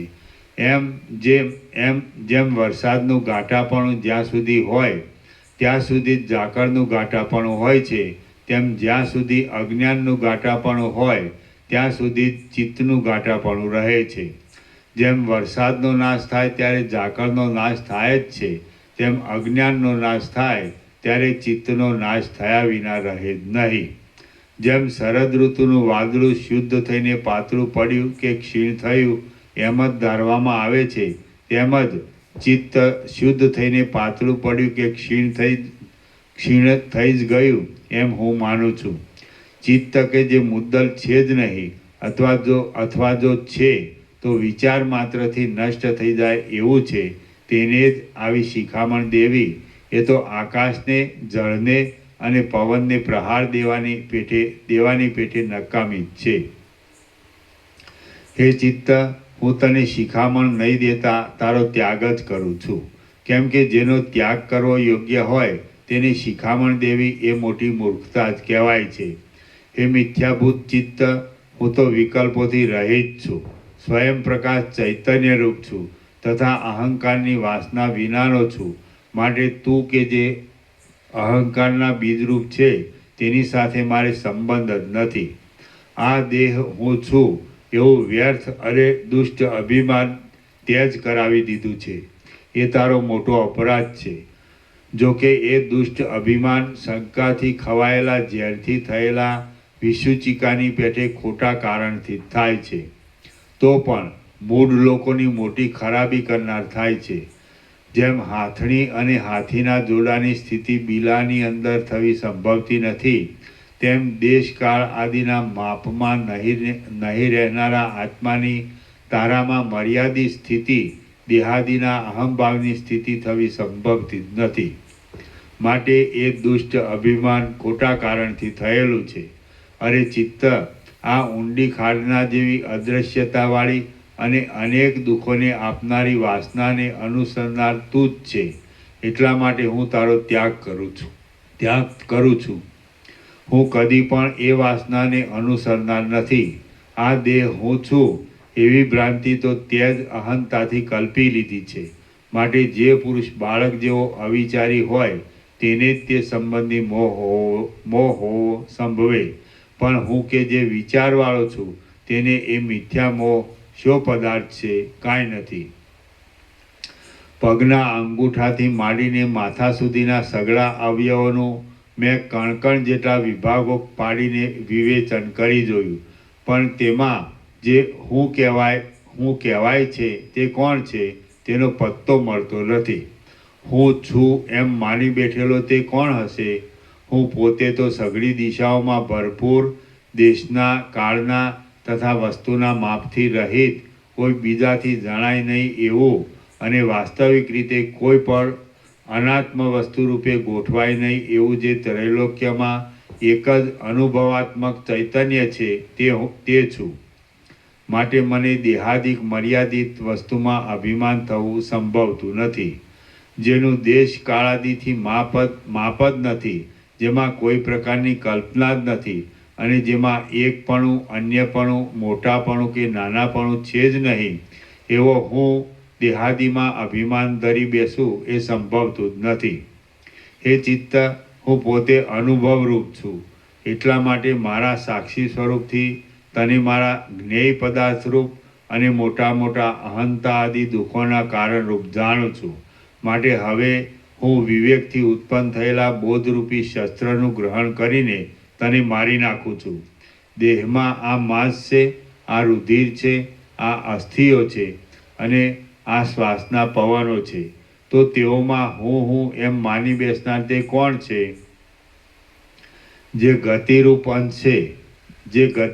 અંશ છે તે પ્રાણોનો છે, જે બોધરૂપ અંશ છે તે મહાચૈતન્યનો છે અને જે જરા તથા મરણરૂપ અંશો છે તેઓ શરીરના છે, તો તેઓમાં હું એમ માની બેસનાર તે કોણ છે? હે ચિત્ત, જે માંસ છે તે પણ અહમપદનો અર્થ નથી, જે રુધિર છે તે પણ અહમપદનો અર્થ નથી, જે અસ્થિઓ છે તેઓ પણ અહમપદનો અર્થ નથી, જે બોધ છે તે પણ અહમપદનો અર્થ નથી અને જે ગતિ છે તે પણ અહમપદનો અર્થ નથી. ત્યારે અહમપદના અર્થરૂપ તે કોણ છે? આ નાક છે, આ જીભ છે, આ ચામડી છે, આ બે કાન છે, આ ચક્ષુ છે અને આ સ્પર્શ છે, તો તેઓમાં હું એમ માની બેસનાર તે કોણ છે? વાસ્તવિક રીતે વિચાર કરી જોતા જે મન છે તે પણ અહમપદનો અર્થ હોવો સંભવતો નથી. જે તું ચિત્ત છે તે પણ અહમપદના અર્થરૂપ હોવું સંભવતું નથી. જે વાસના છે તે પણ અહમપદના અર્થરૂપ હોવી સંભવતી નથી. અને આત્મા છે તેને તો અહમપણાનો સ્પર્શ પણ હોવો સંભવતો નથી.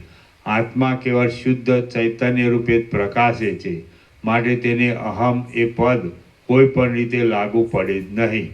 કાં તો હું સર્વનું અધિષ્ઠાન છું માટે સર્વરૂપ છું, અને કાં તો જે સર્વ છે તે કાંઈ પણ હું નથી એમ માનવું યથાર્થ છે, પરંતુ જે મર્યાદિત દેહ છે તે હું છું એમ માનવું તો ભૂલ ભરેલું છે અને તે સંભવતું નથી. જેમ વગડામાં મળેલો મદોન્મત્ત નહાર હરણના બચ્ચાને ઠગીને હેરાન કરે છે, તેમ અજ્ઞાનરૂપી ધુતારાએ મને ઘણા દિવસ થયા અહંતાથી ઠગીને હેરાન કર્યો છે. હમણાં મેં જ એ અજ્ઞાનરૂપી ચોરને ઓળખી લીધો, એ બહુ સારું થયું છે. મારા સ્વરૂપરૂપી ધનનું હરણ કરનારા એ ચોરનો હું હવે કદી પણ ફરી વિશ્વાસ કરીશ નહીં. હું સર્વ દુઃખોથી રહિત છું અને એ અજ્ઞાનરૂપી ચોર સર્વદા દુઃખમય જ છે. માટે હું તેનો નથી અને તે મારો નથી. જેમ મેઘ પર્વતમાં રહેવા છતાં પણ તે મેઘ પર્વતનો કાંઈ પણ સંબંધી નથી, તેમ અજ્ઞાનરૂપી ચોર મારા એક દેશમાં રહેતો હોવા છતાં પણ મારો કાંઈ પણ સંબંધી નથી. જોકે મારે સર્વથા અહંકારાદિ છે જ નહીં, તો પણ જેમ નટ તાત્કાલિક વેશથી બીજારૂપ થાય છે, તેમ હું તાત્કાલિક કલ્પનાથી અહંકારરૂપ થઈને બોલું છું, જાણું છું, રહું છું અને ચાલું છું. હું પોતાના આત્માના અવલોકનને લીધે અહંકારથી રહિતપણાને પ્રાપ્ત થયો છું. હું નિશ્ચયથી માનું છું કે ચક્ષુ આદિ ઇન્દ્રિયો વાસ્તવિક રીતે હું જ છું. જો ઇન્દ્રિયો મારાથી જુદી હોય તો જડ જ છે, એટલે તેઓ દેહમાંથી જતી રહે અથવા દેહમાં રહે તો પણ એમને અને મને કાંઈ પણ લાગતું વળગતું નથી. હાય જગતરૂપી બાળકને ભૂતની પેઠે નડનારો અને તાળ જેવા અતુલ ઊંચા આકારવાળો આ અહંકાર કોણ છે, શી રીતે છે અને કોણે કલ્પેલો છે જેમ મૃગ ખડ વિનાના દુષ્ટ પર્વતમાં નકામો જ અથડાયા કરે તેમ આટલા બધા લાંબા કાળ સુધી હું નકામો જ આ અહંકારરૂપી ખાડામાં અથડાયો છું. જો ચક્ષુ દર્શનરૂપ પોતાના વિષયમાં જતું હોય તો ભલે જાય, પણ તે કામમાં હું દેખું છું એમ માનનારો કોણ કે જે તે દેખવાના કામમાં દુઃખી થાય છે? જો ત્વચા સ્પર્શરૂપ પોતાના વિષયોમાં જતી હોય તો ભલે જાય, પણ તે સ્પર્શ કરવાના કામમાં દુષ્ટ પિશાચની પેટે ઉદય પામતો અહંકાર કોણ? જો જીભ રસરૂપ પોતાના વિષયમાં જતી હોય તો ભલે જાય, પણ તે રસનું ગ્રહણ કરવાના કામમાં હું રસ લઉં છું એમ માનનારો દુષ્ટ અહંકાર કોણ અને ક્યાંથી આવ્યો? અહંકાર એ તો એક જાતનો ભ્રમ જ જણાય છે. જો બિચારો કાન શ્રવણની તૃષ્ણાને વશ થઈને શબ્દરૂપ પોતાના વિષયમાં જતો હોય તો ભલે જાય, પણ તે કામમાં મિથ્યા અહંકારરૂપી દુઃખનો શો પ્રસંગ છે? જો ઘ્રાણ તૃષ્ણાથી ઘેરાઈને ગંધરૂપ વિષયમાં જતી હોય તો ભલે જાય, પણ તેમાં હું સૂંઘું છું એમ માની લેનારો જે ચોર છે તેને હું જાણતો જ નથી. ઉપર કહેલા સ્થળોમાં ઇન્દ્રિયોના કાર્યોમાં હું કરું છું એવી જે કલ્પના થાય છે એ તો ઝાંઝવાના પાણીની પેઠે એક જાતનું નકામું તૂત જ છે. એ કલ્પના એક જાતના તૂતરૂપ છે, માટે તેના હોવાથી આ દેહ હું છું એવી જે આસક્તિ થાય છે તે પણ એક જાતની ભ્રાંતિ જ છે. દેહમાં જે અહંભાવરૂપ વાસના છે તે ટળી જશે તો દેહનું જીવન જ નહીં રહે એમ નથી, કેમ કે વાસના વિનાનો દેહ પણ ચક્ષુ આદિ ઇન્દ્રિયોને લીધે પોતાની મેળે પોતાના જીવનરૂપ બહારના કાર્યોમાં વ્યવહાર કરી શકે એમ છે. દેહની પ્રવૃત્તિમાં વાસના કારણરૂપ છે જ નહીં. હે ચિત્ત, જો વાસના વિનાનું કામ કરવામાં આવે તો તાત્કાલિક ભોગના આભાસમાં હું સુખી છું કે દુઃખી છું એવું અભિમાન થાય જ નહીં, અને ભવિષ્યમાં પણ સુખ દુઃખોનો અનુભવ શુદ્ધ થાય જ નહીં. એટલે શોક, મોહ, ભય, ઉદ્વેગ તથા ચિંતા આદિ સઘળા તાપોની શાંતિ થાય એ મોટો ગુણ છે. હે મૂર્ખ ઇન્દ્રિયો, માટે અંદરથી પોતપોતાની વાસનાને છોડી દઈને પછી સઘળા કામ કરો કે જેથી તમને કોઈ દુઃખ જ પ્રાપ્ત થશે નહીં. જેમ બાળકો પ્રથમ કાદવના રમકડા બનાવી લે છે અને પછી તેઓના વિનાશથી ખેદ ઉત્પન્ન કરે છે, તેમ તમે જ વિષયોની અને વિષયોના નાશથી દુઃખની આ ખોટી વાસના ઉત્પન્ન કરી છે.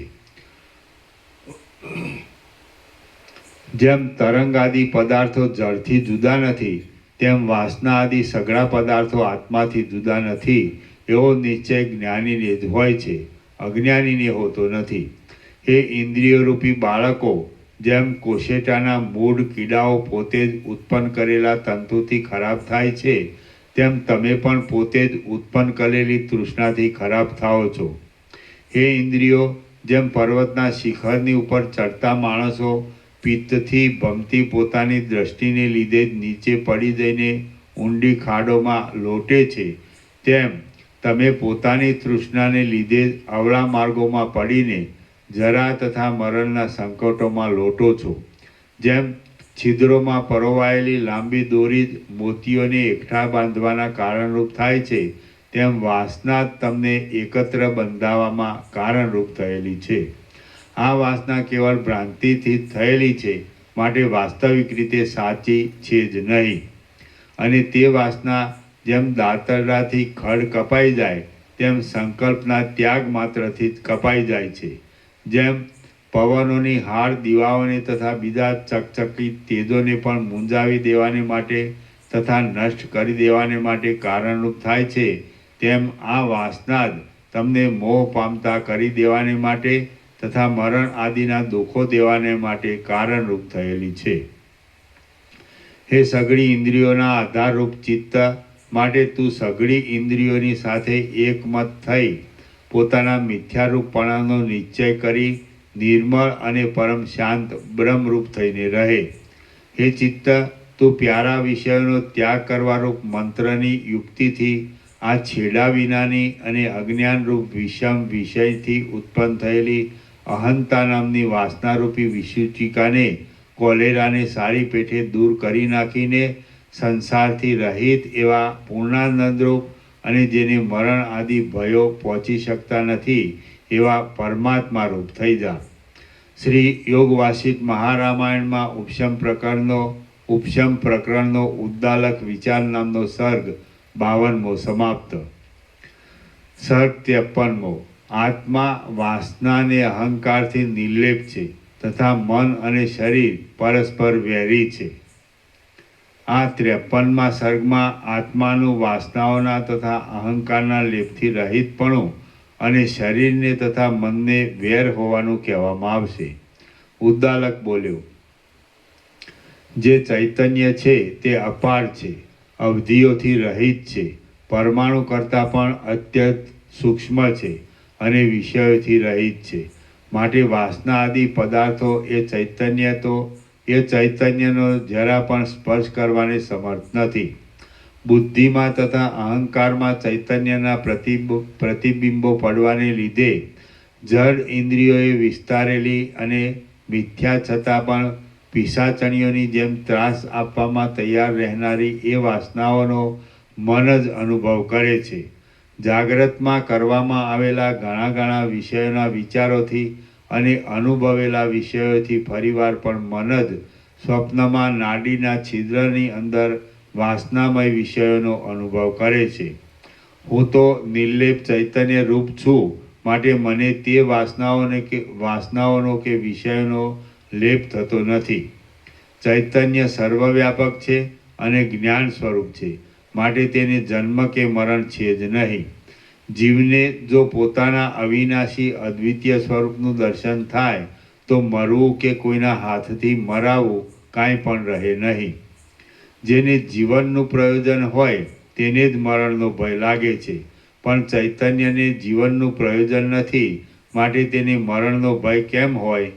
ચૈતન્ય જ સર્વના આત્મારૂપ છે અને સર્વના જીવનરૂપ છે. સર્વના જીવનરૂપ એ આત્મા ચૈતન્ય સર્વમાં ભરપૂર ભર્યું છે, માટે તેને કઈ વસ્તુ અપ્રાપ્ત છે કે જેની તે ઈચ્છા કરે? અનેક દુષ્ટ વિકલ્પોની પંક્તિઓથી ભરેલી જીવવાની અને મરવાની કલ્પના મનને જ થાય છે, પણ આત્મા કે જે નિર્મળ છે તેને થતી નથી. જેને દેહાદિમાં અહંભાવ થયો હોય તેને જ જન્મ મરણો પ્રાપ્ત થાય છે. આત્માને દેહાદિમાં અહંભાવ થયો જ નથી, માટે તેને જન્મ મરણોની પ્રાપ્તિ ક્યાંથી જ હોય?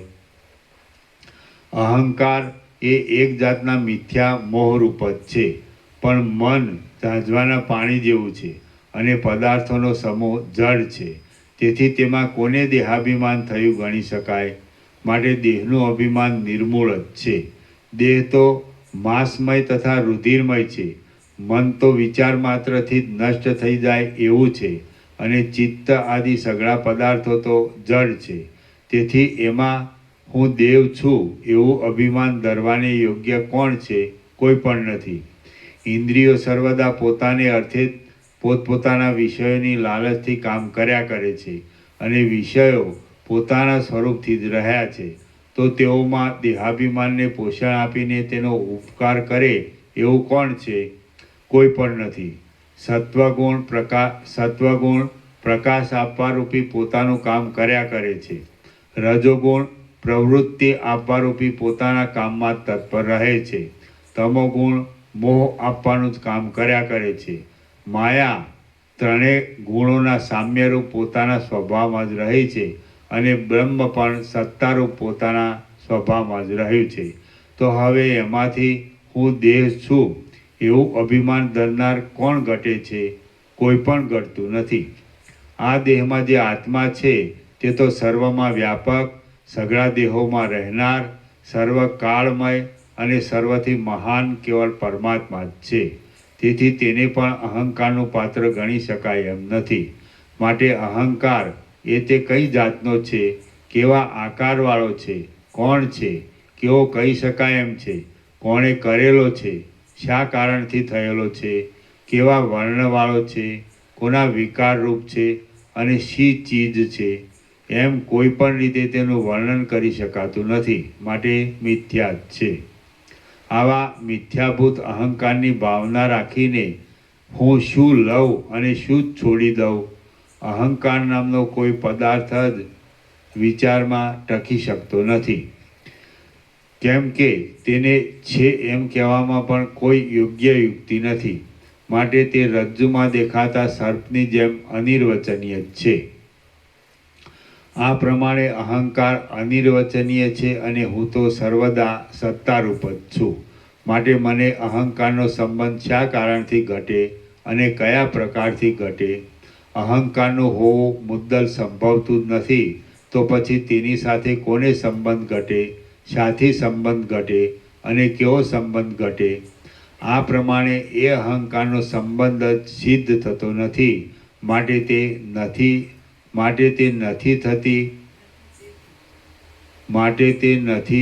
તેથી તું અને હું એ કલ્પના પણ ઉડી જ જાય છે. બ્રહ્મથી જુદા પદાર્થની શોધ કરવા બેસતા કોઈ જુદો પદાર્થ મળતો જ નથી. તેથી જગતમાં જે કાંઈ આ છે તે સઘળું બ્રહ્મરૂપ જ છે અને હું પણ સત્તારૂપ છું. માટે બ્રહ્મ જ છું. તો હવે વૃથા શોક શા માટે કરું છું?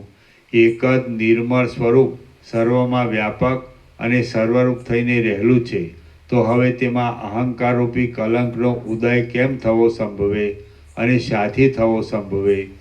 આ જે જુદા જુદા પદાર્થો જોવામાં આવે છે તેઓ મુદ્દલ છે જ નહીં. કેમ કે જે કાંઈ છે તે આત્મા જ છે. કદાચ એ પદાર્થો હોય તો પણ આત્માને તેમાંથી કોઈનો સંબંધ નથી. જેમ મન સ્વપ્ન અવસ્થામાં પોતે પોતામાં સઘળા પદાર્થોને ઉત્પન્ન કરીને લીલા કરે છે, તેમ જાગ્રતમાં પણ મન જ પોતે પોતામાં જ પ્રત્યેક ઇન્દ્રિયો આદિ સઘળા પદાર્થોને ઉત્પન્ન કરીને લીલા કરે છે. આત્મા તો અસંગ છે. માટે તેને કોનો સંબંધ હોય, શા કારણથી સંબંધ હોય અને કેમ સંબંધ હોય? જેમ પથ્થરો, લોઢું અને સળી એ બધા એક સ્થળમાં પડ્યા હોય તો પણ તેમને એકબીજાની સાથે કશું લાગતું વળગતું નથી, તેમ દેહ, ઇન્દ્રિયો, મન તથા અને ચૈતન્ય એ સઘળા એક સ્થળમાં જોવામાં આવે છે તો પણ તેમને એકબીજાની સાથે કશું લાગતું વળગતું નથી. આ અહંકારરૂપી મોટો ભ્રમ અજ્ઞાનથી જ ઉઠેલો છે. માટે આ મારું છે અને આ અમુકનું છે એમ માનીને જગત વૃથા જ ગોથા ખાધા કરે છે.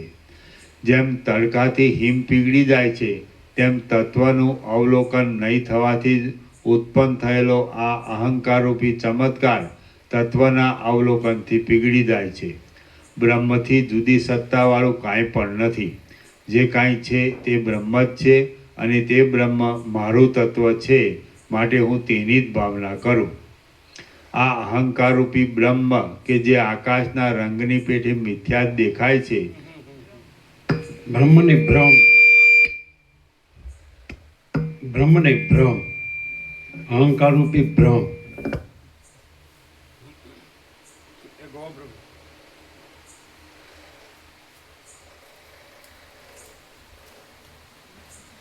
બરોબર, હાથ સાફ કરીને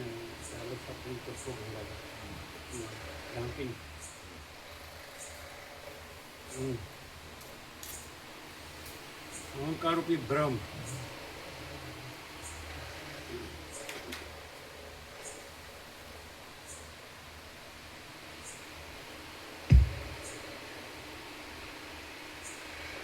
આ અહંકારરૂપી ભ્રમ કે જે આકાશના રંગની પેઠે મિથ્યા જ દેખાય છે તેનું પાછું કદી પણ સ્મરણ જ ન થાય એવી રીતે તેને ભૂલી જવું યોગ્ય છે એમ હું માનું છું. જેમ શરદ ઋતુનું આકાશ પોતાના સ્વભાવમાં જ રહે છે, તેમ અનાદિકાળથી થયેલા આ અહંકારરૂપી ભ્રમને તેના મૂળરૂપ અજ્ઞાનની સાથે ત્યજી દઈ શાંત થઈને હું પોતાના સ્વરૂપમાં જ રહું. ભાવના કરવામાં આવેલો દેહાદીમાં અહમભાવ હુંપણું અનર્થોના સમૂહને આપે છે, પાપને ફેલાવે છે અને સંતાપને ફેલાવે છે. હૃદયરૂપી આકાશમાં દુષ્ટ વાસનાઓરૂપી જળવાળો અહંકારરૂપી મેઘ રહેલો હોય ત્યાં સુધી શરીરરૂપી કેળના વનમાં ચારે બાજુ દોષોરૂપી મંજરીઓ ખીલ્યા કરે છે. જન્મને અંતે મરણ છે, મરણને અંતે જન્મ છે અને સઘળા ભોગ્ય પદાર્થો નાશથી ખંડિત થઈ જાય છે. માટે આ સંસારરૂપી વેદના બહુ ભૂંડી છે. જેમ ગ્રીષ્મ ઋતુમાં સૂર્યકાંત મણીનો અગ્નિ શાંત જ થતો નથી, તેમ દુષ્ટ બુદ્ધિવાળાઓની આ મળ્યું અને આ હવે મળશે એવા પ્રકારની બળતરા આપનારી પીડા શાંત જ થતી નથી. જેમ જળ વાદળાઓની પંક્તિ જળ પર્વતોની પંક્તિને અનુસરે છે, તેમ મને આ વસ્તુ છે અને આ વસ્તુ નથી એવી ચિંતા અહંકારને જ અનુસરે છે. અહંકાર જો ક્ષીણ થઈ જાય તો સંસારરૂપી વૃક્ષ રસ વિનાનું થઈ સુકાઈને પથરા જેવું થઈ જવાને લીધે ફરીવાર અંકુરને ઉત્પન્ન કરી શકતું જ નથી. જો વિચારરૂપી ગરુડ આવે તો દેહરૂપી વૃક્ષમાં રહેનારી તૃષ્ણારૂપી કાળી નાગણો ક્યાંય જતી રહે છે. જગત મિથ્યાભૂત અજ્ઞાનથી જ ઉત્પન્ન થયેલું છે અને અધ્યાસરૂપી ભ્રાંતિથી જ સત્ય જેવું લાગે છે. તો તેમાં જે કાંઈ ભેદરૂપ વ્યવહાર છે તે પણ ખોટો જ છે. તો હવે તું અને હું એવો ભ્રમ કેવો હોય? અજ્ઞાન કે જે કોઈના કારણપણાને લાયક જ નથી, તેમાંથી પ્રયોજન વિનાનું જ આ જગત ઉત્પન્ન થયું છે. તો જે વસ્તુ કારણપણાને યોગ્ય નહીં એવા પદાર્થમાંથી મફત જ ઉત્પન્ન થઈ હોય તેને સાચી કેમ કહી શકાય? જેમ ગડો અનાદિકાળથી માટીમાં જ હતો, હમણાં પણ માટીમાં જ છે અને હવે પછી પણ માટીમાં જ રહેશે, તેમ દેહ અનાદિકાળથી બ્રહ્મમાં જ હતો, હમણાં પણ બ્રહ્મમાં જ છે અને હવે પછી પણ બ્રહ્મમાં જ રહેશે.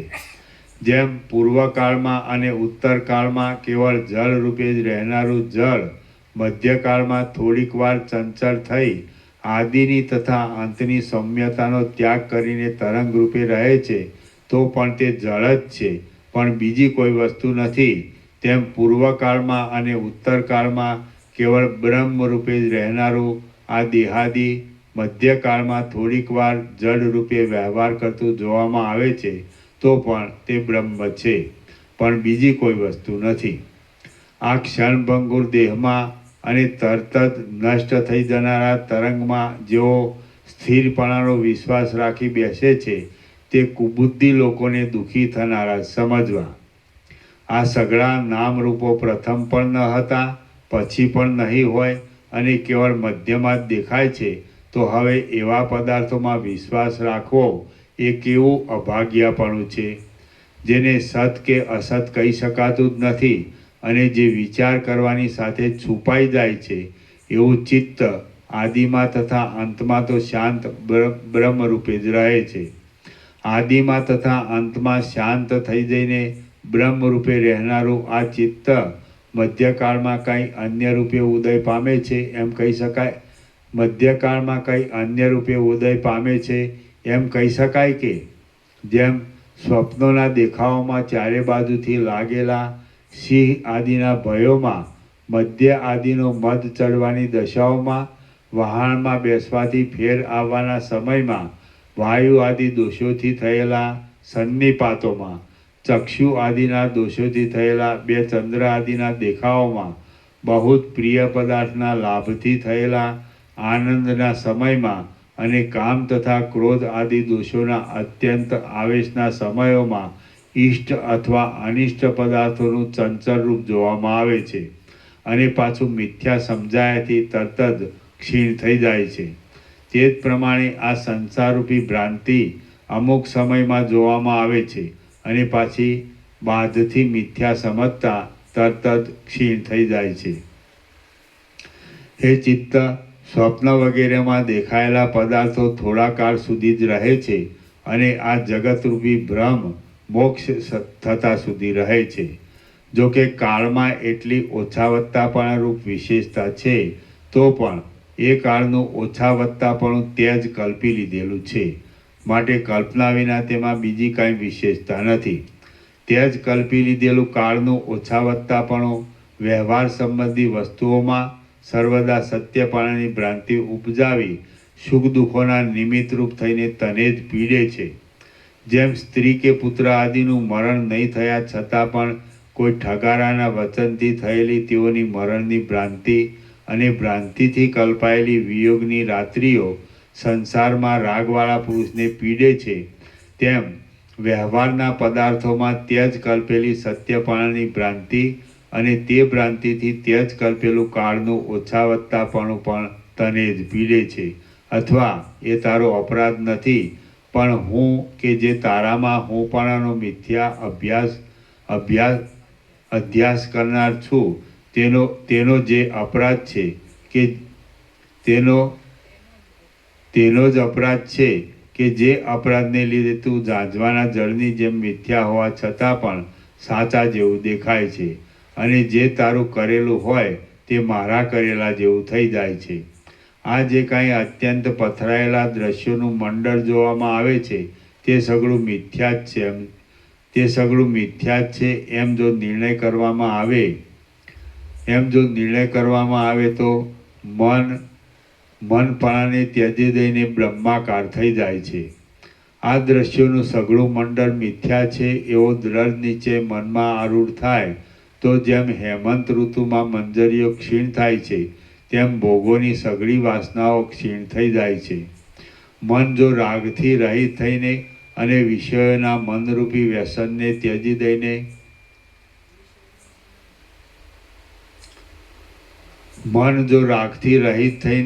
અને વિષયોના મનનરૂપી વ્યસનને ત્યજી દઈને આત્માનું અવલોકન કરે તો પોતાની મેળે શાંતિના સુખને પ્રાપ્ત થાય. ચિત્ત જો પોતાના ઇન્દ્રિયો આદિ અવયવોમાં સંકોચ કરીને પરમાત્મારૂપી અગ્નિમાં પડે તો પોતાના ચિત્તપણાને બાળી નાખીને અત્યંત અવિચળ શુદ્ધિને પ્રાપ્ત થાય. જેમ વીર પુરુષ દેહને તુચ્છ ગણી ઘર આદિ વિષયોની વાસનાને છોડી દઈ મરવું સ્વીકારીને બ્રહ્મલોકની પ્રાપ્તિરૂપ જયને મેળવે છે, તેમ મન જો દેહને તુચ્છ ગણી ઘર આદિ વિષયોની વાસનાને ત્યજી દઈ પોતાના નાશને સ્વીકારે છે તો બ્રહ્માકારપણારૂપ જયને મેળવે છે. મન શરીરને દુઃખ દેનાર હોવાથી શરીરનો શત્રુ છે, અને શરીર મનને દુઃખ દેનાર હોવાથી મનનો શત્રુ છે. પણ જેમ ઘડો જળથી ભરાતા થયેલો ઘડાનો અને જળનો સંયોગ એ બંનેમાંથી એકનો નાશ થતાં નષ્ટ થઈ જાય છે, તેમ મન અને શરીર પોતામાંના એકની વાસના નષ્ટ થવાથી નષ્ટ થઈ જાય છે. મનની વાસના નષ્ટ થાય તો શરીર નષ્ટ થઈ જાય છે, અને શરીરની વાસના નષ્ટ થઈ જાય તો મન નષ્ટ થઈ જાય છે. મન અને શરીર કે જેઓ પરસ્પરને દુઃખ દેનારા હોવાથી પરસ્પરના શત્રુ પણ છે, અને પરસ્પરને આશ્રય આપનારા હોવાથી પરસ્પરના મિત્ર પણ છે, તેઓનો મૂળ સહિત નાશ થાય તો જ પરમ સુખની પ્રાપ્તિ થાય એમ છે. શરીરનું મરણ થતાં પણ જો મન જીવતું રહ્યું હોય તો બીજા શરીરની કલ્પના થાય છે. માટે એકલા શરીરના મરણથી સર્વ દુઃખોનો નાશ થાય છે એમ સમજવું નહીં. શરીરનો નાશ થવાથી સઘળા દુઃખો ટળી ગયાનું જે કહેવામાં આવે છે તે વાત તો લોઢાની પૂતળી આકાશમાં રહીને પૃથ્વીને ખાઈ ગઈ એ વાતની જેમ સંભવ વિનાની જ છે. સ્વાભાવિક વિરોધવાળા મન અને શરીર એ બંને જ્યાં ભેગા થાય ત્યાં તો અનર્થોના સમૂહો ધારાઓની પેઠે પડે છે. મન અને શરીર કે જેઓ પરસ્પરના વિરોધી છે તેઓના સમાગમમાં વિષય સંબંધી સુખભોગમાં જે પુરુષ રુચિ રાખતો હોય તેને તો સમુદ્રના જળો જેમાં પડ્યા જ કરે છે એવા ખુલ્લા વડવાગ્નિમાં જ નાખી દેવો જોઈએ. જેમ બાળક યક્ષને કલ્પી લે છે તેમ મન શરીરને કલ્પી લઈ જીવતા સુધી ખાવાનું આપતા તે શરીરને પોતાની મનની આસક્તિથી થતા સઘળા દુઃખો આપે છે. માટે મન શરીરનો શત્રુ છે. મનને દુઃખો આપીને તપાવેલું શરીર અનેક પ્રકારના રોગ આદિને ઉત્પન્ન કરીને મનને પીડવા ઈચ્છે છે, માટે શરીર મનનો શત્રુ છે. જો કે શરીર પુત્રને ઠેકાણે છે અને મન બાપને ઠેકાણે છે, તો પણ બાપ જ્યારે પુત્રને અત્યંત દુઃખ દેવા લાગે ત્યારે પુત્ર પણ તેને દુઃખ દેવા તૈયાર થાય એ સ્વાભાવિક જ છે. સ્વભાવથી કોઈનો શત્રુ પણ નથી, તેમજ મિત્ર પણ નથી, પરંતુ જે સુખ આપે તે મિત્ર કહેવાય છે અને જે દુઃખ આપે તે શત્રુ કહેવાય છે. શરીર રોગ આદિ દુઃખોનો અનુભવ કરીને ક્ષણ માત્રમાં મનને પીડવા ઈચ્છે છે, અને મન રાગ દ્વેષાદિ દુઃખોનો અનુભવ કરીને ક્ષણ માત્રમાં મનને પીડવા ઈચ્છે છે.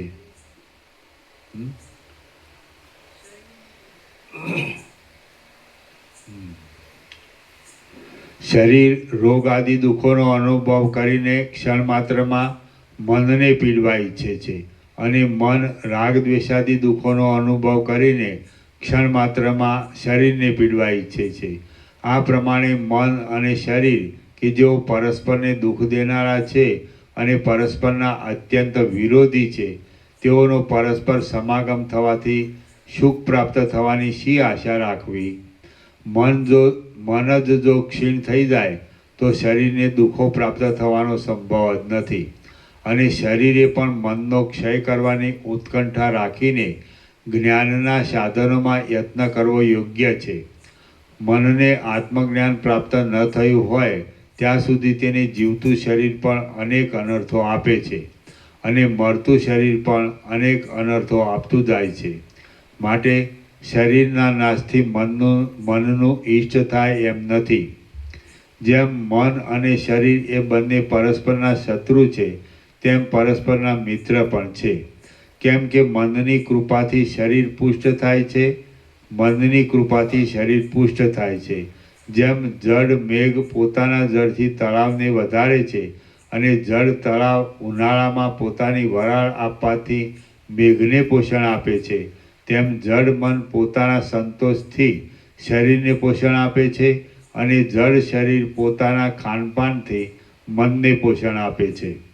આમ મન અને શરીર જો કે એક રીતે પરસ્પરને દુઃખ દેનારા હોવાને લીધે પરસ્પરથી વિરુદ્ધ સ્વભાવવાળા છે, તો પણ જેમ લોકમાં જળ અને અગ્નિ પરસ્પર વિરુદ્ધ સ્વભાવવાળા હોવા છતાં પણ માણસને રસોઈના કામમાં ભેગા રહીને ઉપયોગી થાય છે, તેમ લોકોને વ્યવહાર સંબંધી કાર્યોમાં ભેગા રહીને ઉપયોગી થાય છે.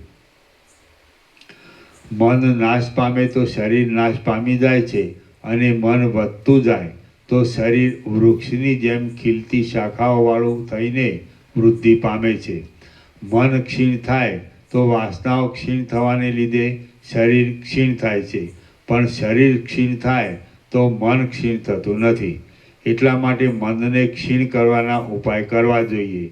માટે સંકલ્પોરૂપી વૃક્ષોવાળા અને તૃષ્ણાઓરૂપી લતાઓવાળા મનરૂપી વનને કાપી નાખી આત્માનંદરૂપી મોટા મેદાનમાં જઈને હું મોજથી વિહાર કરું. આ મન જો ક્ષય પામતું જાય તો પોતાના સ્વભાવમાં નહીં રહેતા વાસનાઓની જાળથી રહિત થતાં જેમ વર્ષા ઋતુને અંતે મેઘ નષ્ટ થઈ જાય છે, તેમ નષ્ટ થઈ જશે. ત્વચા, રુધિર તથા માંસ આદિ ધાતુઓની એક જાતની એકઠી ગોઠવણરૂપી આ શરીર નામનો મારો શત્રુ મન નાશ પામતા ભલે નાશ પામે કે ભલે રહે તો પણ મને તેથી કાંઈ હાનિ નથી. ભોગોની સંપત્તિ જે મનને સુખ દેવાને માટે શરીરની અપેક્ષા રાખે છે, તે મન મારું નથી અને હું મનનો નથી. મારે સુખના અંશનું પણ શું પ્રયોજન છે? જે આ શરીર છે તે હું નથી એમ સમજવામાં જે યુક્તિ છે તે આ પ્રમાણે છે. સઘળા અંગો હોવા છતાં પણ સબ કાંઈ ક્રિયા કરી શકતું નથી, માટે આત્મા જુદો છે. શરીરથી જુદો, નિત્ય અને જેનો પ્રકાશ કદી પણ બંધ પડતો નથી એવો આત્મા હું છું. હું વ્યાપક હોવાને લીધે સૂર્યના મંડળમાં પણ રહ્યો છું, અને સૂર્યથી સમાગમ પામીને આકાશમાં સૂર્યને પણ જાણું છું. મને અજ્ઞાન નથી, મને દુઃખ નથી, મને અનર્થ નથી, અને મને કાંઈ અડચણ પણ નથી. શરીર રહે તો પણ ભલે અને પડી જાય તો પણ ભલે. હું તો પરમ ધીર થઈને રહ્યો છું. જ્યાં આત્માનું જ્ઞાન છે ત્યાં મન પણ નથી, ઇન્દ્રિયો પણ નથી અને વાસનાઓ પણ નથી. જેમ રાજાની પાસે પામર લોકો રહે જ નહીં, તેમ આત્માના પ્રકાશની પાસે મનની, ઇન્દ્રિયોની કે વાસનાઓની સ્થિતિ સંભવે જ નહીં. હું એ બ્રહ્મપદને પામ્યો છું, કેવળ છું, સર્વથી શ્રેષ્ઠ છું, શાંત છું, અંશોથી રહિત છું, ક્રિયાઓથી રહિત છું અને ઈચ્છાથી પણ રહિત છું. જેમ તલમાંથી જુદા પાડેલા તેલને તલના કૂચાથી સંબંધ રહેતો નથી, તેમ હમણાં મને મનથી, ઇન્દ્રિયોથી કે દેહ આદિથી સંબંધ રહ્યો નથી.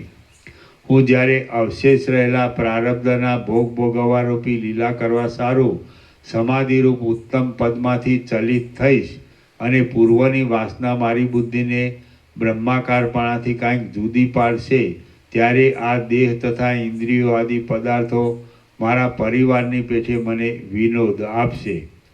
હું કે જે સર્વમાં બ્રહ્મ દ્રષ્ટિવાળો છું, તે એ રીતે વ્યવહારના આભાસમાં આવીશ, ત્યારે સ્વચ્છતા, પૂર્ણકામતા, આત્મસત્તા, પ્રિયતા, સત્યતા, વિદ્વતા, આનંદની છટા, ઉપશાંતિ, સર્વદા કોમળ વાણી, પૂર્ણતા, ઉદારતા, સ્વભાવની અબાધિત સ્થિતિ, કાંતિ, એકાગ્રતા, સર્વમાં એકતા, નિર્ભયતા અને દ્વૈતરૂપ વિકલ્પની ક્ષીણતા વગેરે મનગમતી સ્ત્રીઓની પેઠે મારી સેવા કરશે, કે જેઓ સમતાવાળી છે, સ્વસ્થ છે, સુંદર છે, ચડતી કળાઓવાળી છે અને ભાગ્યશાળી દેખાવવાળી છે. સર્વકાળમાં, સર્વ દેશમાં અને સર્વ પ્રકારે સઘળું દ્વૈત કલ્પનાથી થાય છે. માટે હું કલ્પનાને ત્યજી દઈશ. મારાથી સઘળા વિષયોની ઉપર રાગ દ્વેષ તથા તેઓથી થતા સુખ દુઃખો દૂર જ થઈ ગયા છે. મારો મોહ ટળી ગયો છે, મન નાશ પામ્યું છે અને ચિત્ત સંબંધી વિકલ્પો દેખીતી રીતે જતા રહ્યા છે. માટે જેમ નાનું વાદળું દ્રશ્યપણાને ત્યજી દઈને શરદ ઋતુના આકાશમાં વિશ્રાંતિ લે, તેમ હું દ્રશ્યપણાને ત્યજી દઈને શીતળ પરમાત્મામાં શાંત થાવ છું. શ્રી યોગ વાસિષ્ઠ મહારામાયણમાં ઉપશમ પ્રકરણનો ઉદ્દાલક વિચાર વિલાસ નામનો સર્ગ 53મો સમાપ્ત. ઓમ ઓમ ઓમ. પાના નંબર 690. પ્રસાદ આપી દો.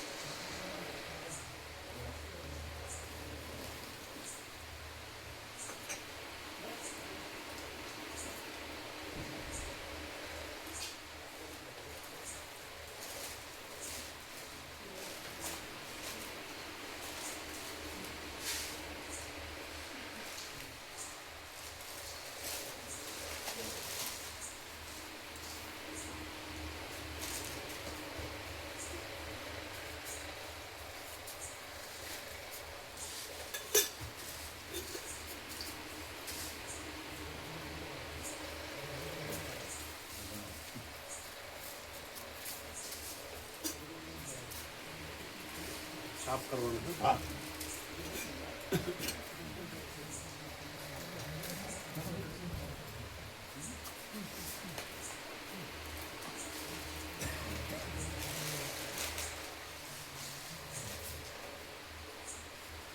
કોથળી જોવે છે? કોથળી કોથળી છે?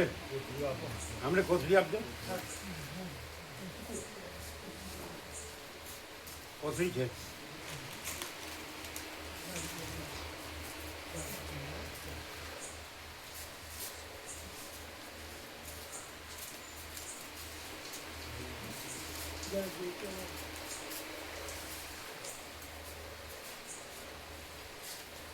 જેને જોતી હોય ને આપો.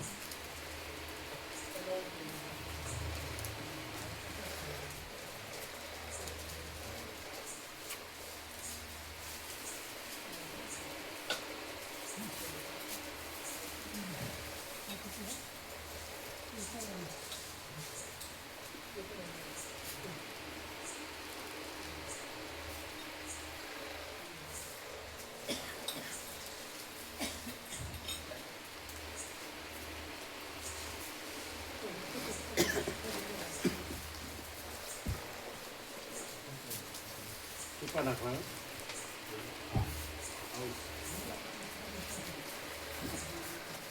હા, બંધ કરી દો.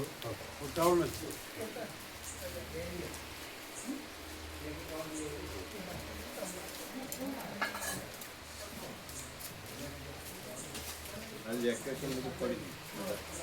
આજથી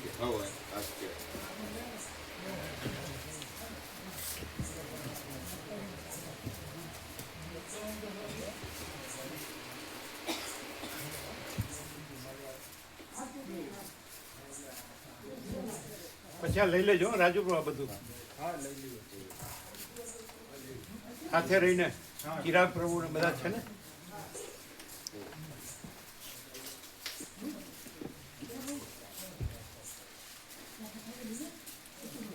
હે પ્રભુ કોરોના જ આવે. ના 7:05 થઈ ગયું ચાલુ થઈ ગયું. બહુ ટ્રાફિક હતો રસ્તામાં.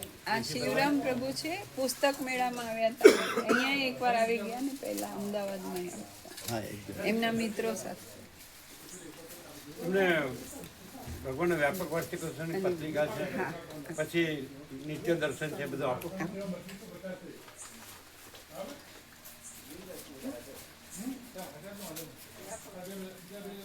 ઉભા રહ્યો, આ લોકોને આ બધાને પત્રિકા અને નિત્ય દર્શન આપો. એ ચિરાગભાઈ એ જે આગળની છે એ હો,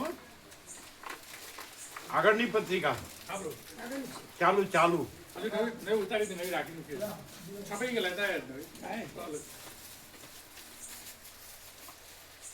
નિત્ય દર્શન આપો અને આગળની પત્રિકાઓ નિત્ય દર્શન બતાવો. જો પડી ન જાય. પાઠ કરતા હોય. આ રોકાવાના છે. હા, આ છે ને નિત્ય દર્શન પાઠ છે. ના બધા એમાં જ છે. અને અંદર જે છે ને સ્પીકર બધું છે.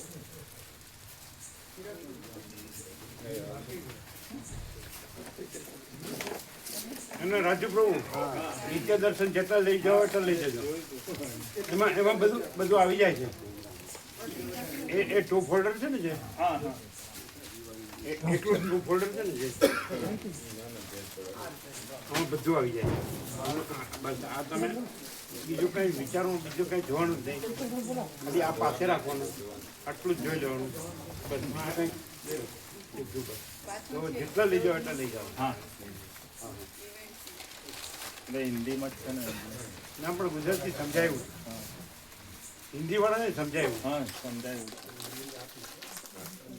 એટલે એને એ ગુજરાતી અક્ષર છે એનું તમારે હિન્દી બતાવી દેવાનું. હા સિમ્પલ છે.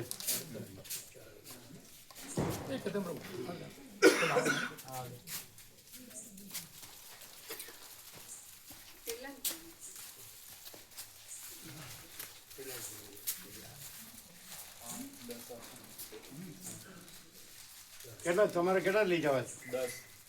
10 બસ એમને આપજો 10. એ ક્યાં ગયા? 10 આપો.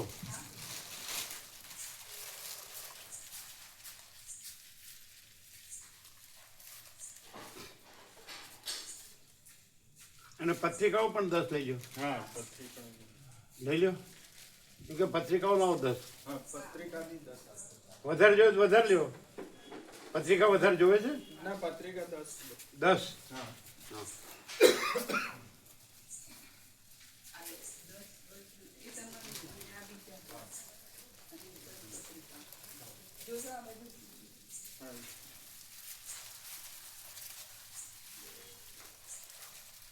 વ્યવસ્થિત રાખી દે. હા. પછી આ બધું લઈ લેજો. હા, લઈ લે. હા હા બરોબર. આ શું છે? પત્રિકા. પ્રસાદ બિસ્કુટ. શું છે? પ્રસાદ પ્રસાદ બધાને અત્યારે તો આપ્યો ને? હા અત્યારે આપ્યો પ્રસાદ. એ કોથળીમાં એક એક મૂકો. હા. કેટલી આપી? 10. 10 આપી. અંદર મૂકી દે. દરેકમાં એક એક મૂકી દે. દરેકમાં એક એક. એક મૂકી દઈએ. દરેક નિત્ય દર્શનમાં એક એક મૂકી દો. હા હા.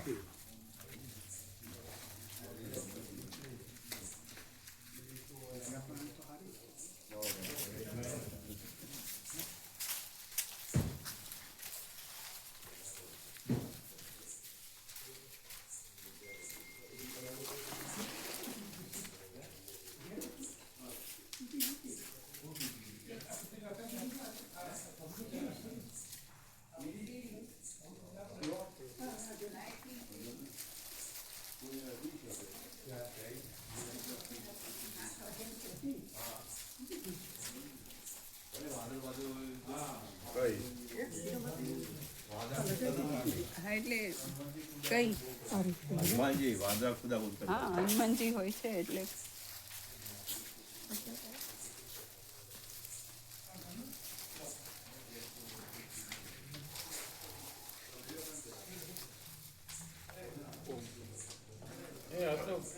આ શું છે? આ ઈંટ છે પ્રભુ, એની ઉપર વજન બહુ રાખવા મોટું, બહુ વજન છે. હા પણ એની ઉપર રાખવા માટે કર્યું છે. આનો આ ચાલે, બહુ વજન છે. ગોવા પ્રભુ આવો. આટલું બધું વજન ન મુકાય. આ લઈ લેજો. હા. આ તો વજન વધારે પડતું છે. એમ્પ્લીફાયર ઉપર આટલું બધું વજન ન મુકાય. જો કેટલું વજન છે. જો તમે એને બતાવજો. લોખંડ જેટલું વજન છે. એમને જ મૂકી શું છે? એમ્પ્લીફાયર ઉપર આટલું બધું વેઇટ ખમે ના? ના દો. પણ જુઓ તો ખરા, લોખંડ આખી જેટલું ઈંટ છે વજન. મોટી. જુઓ તમે, અડધી પણ વજન જુઓ તમે, જુઓ કેટલું બધું વજન. એમ્પ્લીફાયર ઉપર નહીં. હવે પેલો લાકડાનો હોય ને ટુકડો, લાકડાનો ટુકડો આ તો બહુ વજન છે. ખમે આ ખમે લોખંડનું છે. આ લોખંડ આ લોખંડનું છે. આ લોખંડનું છે. હા. તો ઉડે ને એટલે બરાબર વજન તો હોતા નથી. ઉડી જાય એટલે લોખંડ છે. લોખંડ. ના દો. આનું વજન બહુ બે છે. એક જ છે. વજનદાર છે. આ ટુકડો ચાલે. ના ના બસ આવી સિમેન્ટની હશે, આવી ઈંટ હશે. એમની પણ આવું આવી ભારે હોય ને એવી હશે. આપણે લઈ લેવાનું છે. કેમ છે બાબુ પ્રવણ ચિરંજીવને? બહુ આનંદ શું કહેતા હતા? શાંતિ અને આનંદ કે બીજી વાર આવશું કે બધું લઈ લેવાનું છે. પેલું પેલું પણ બધું.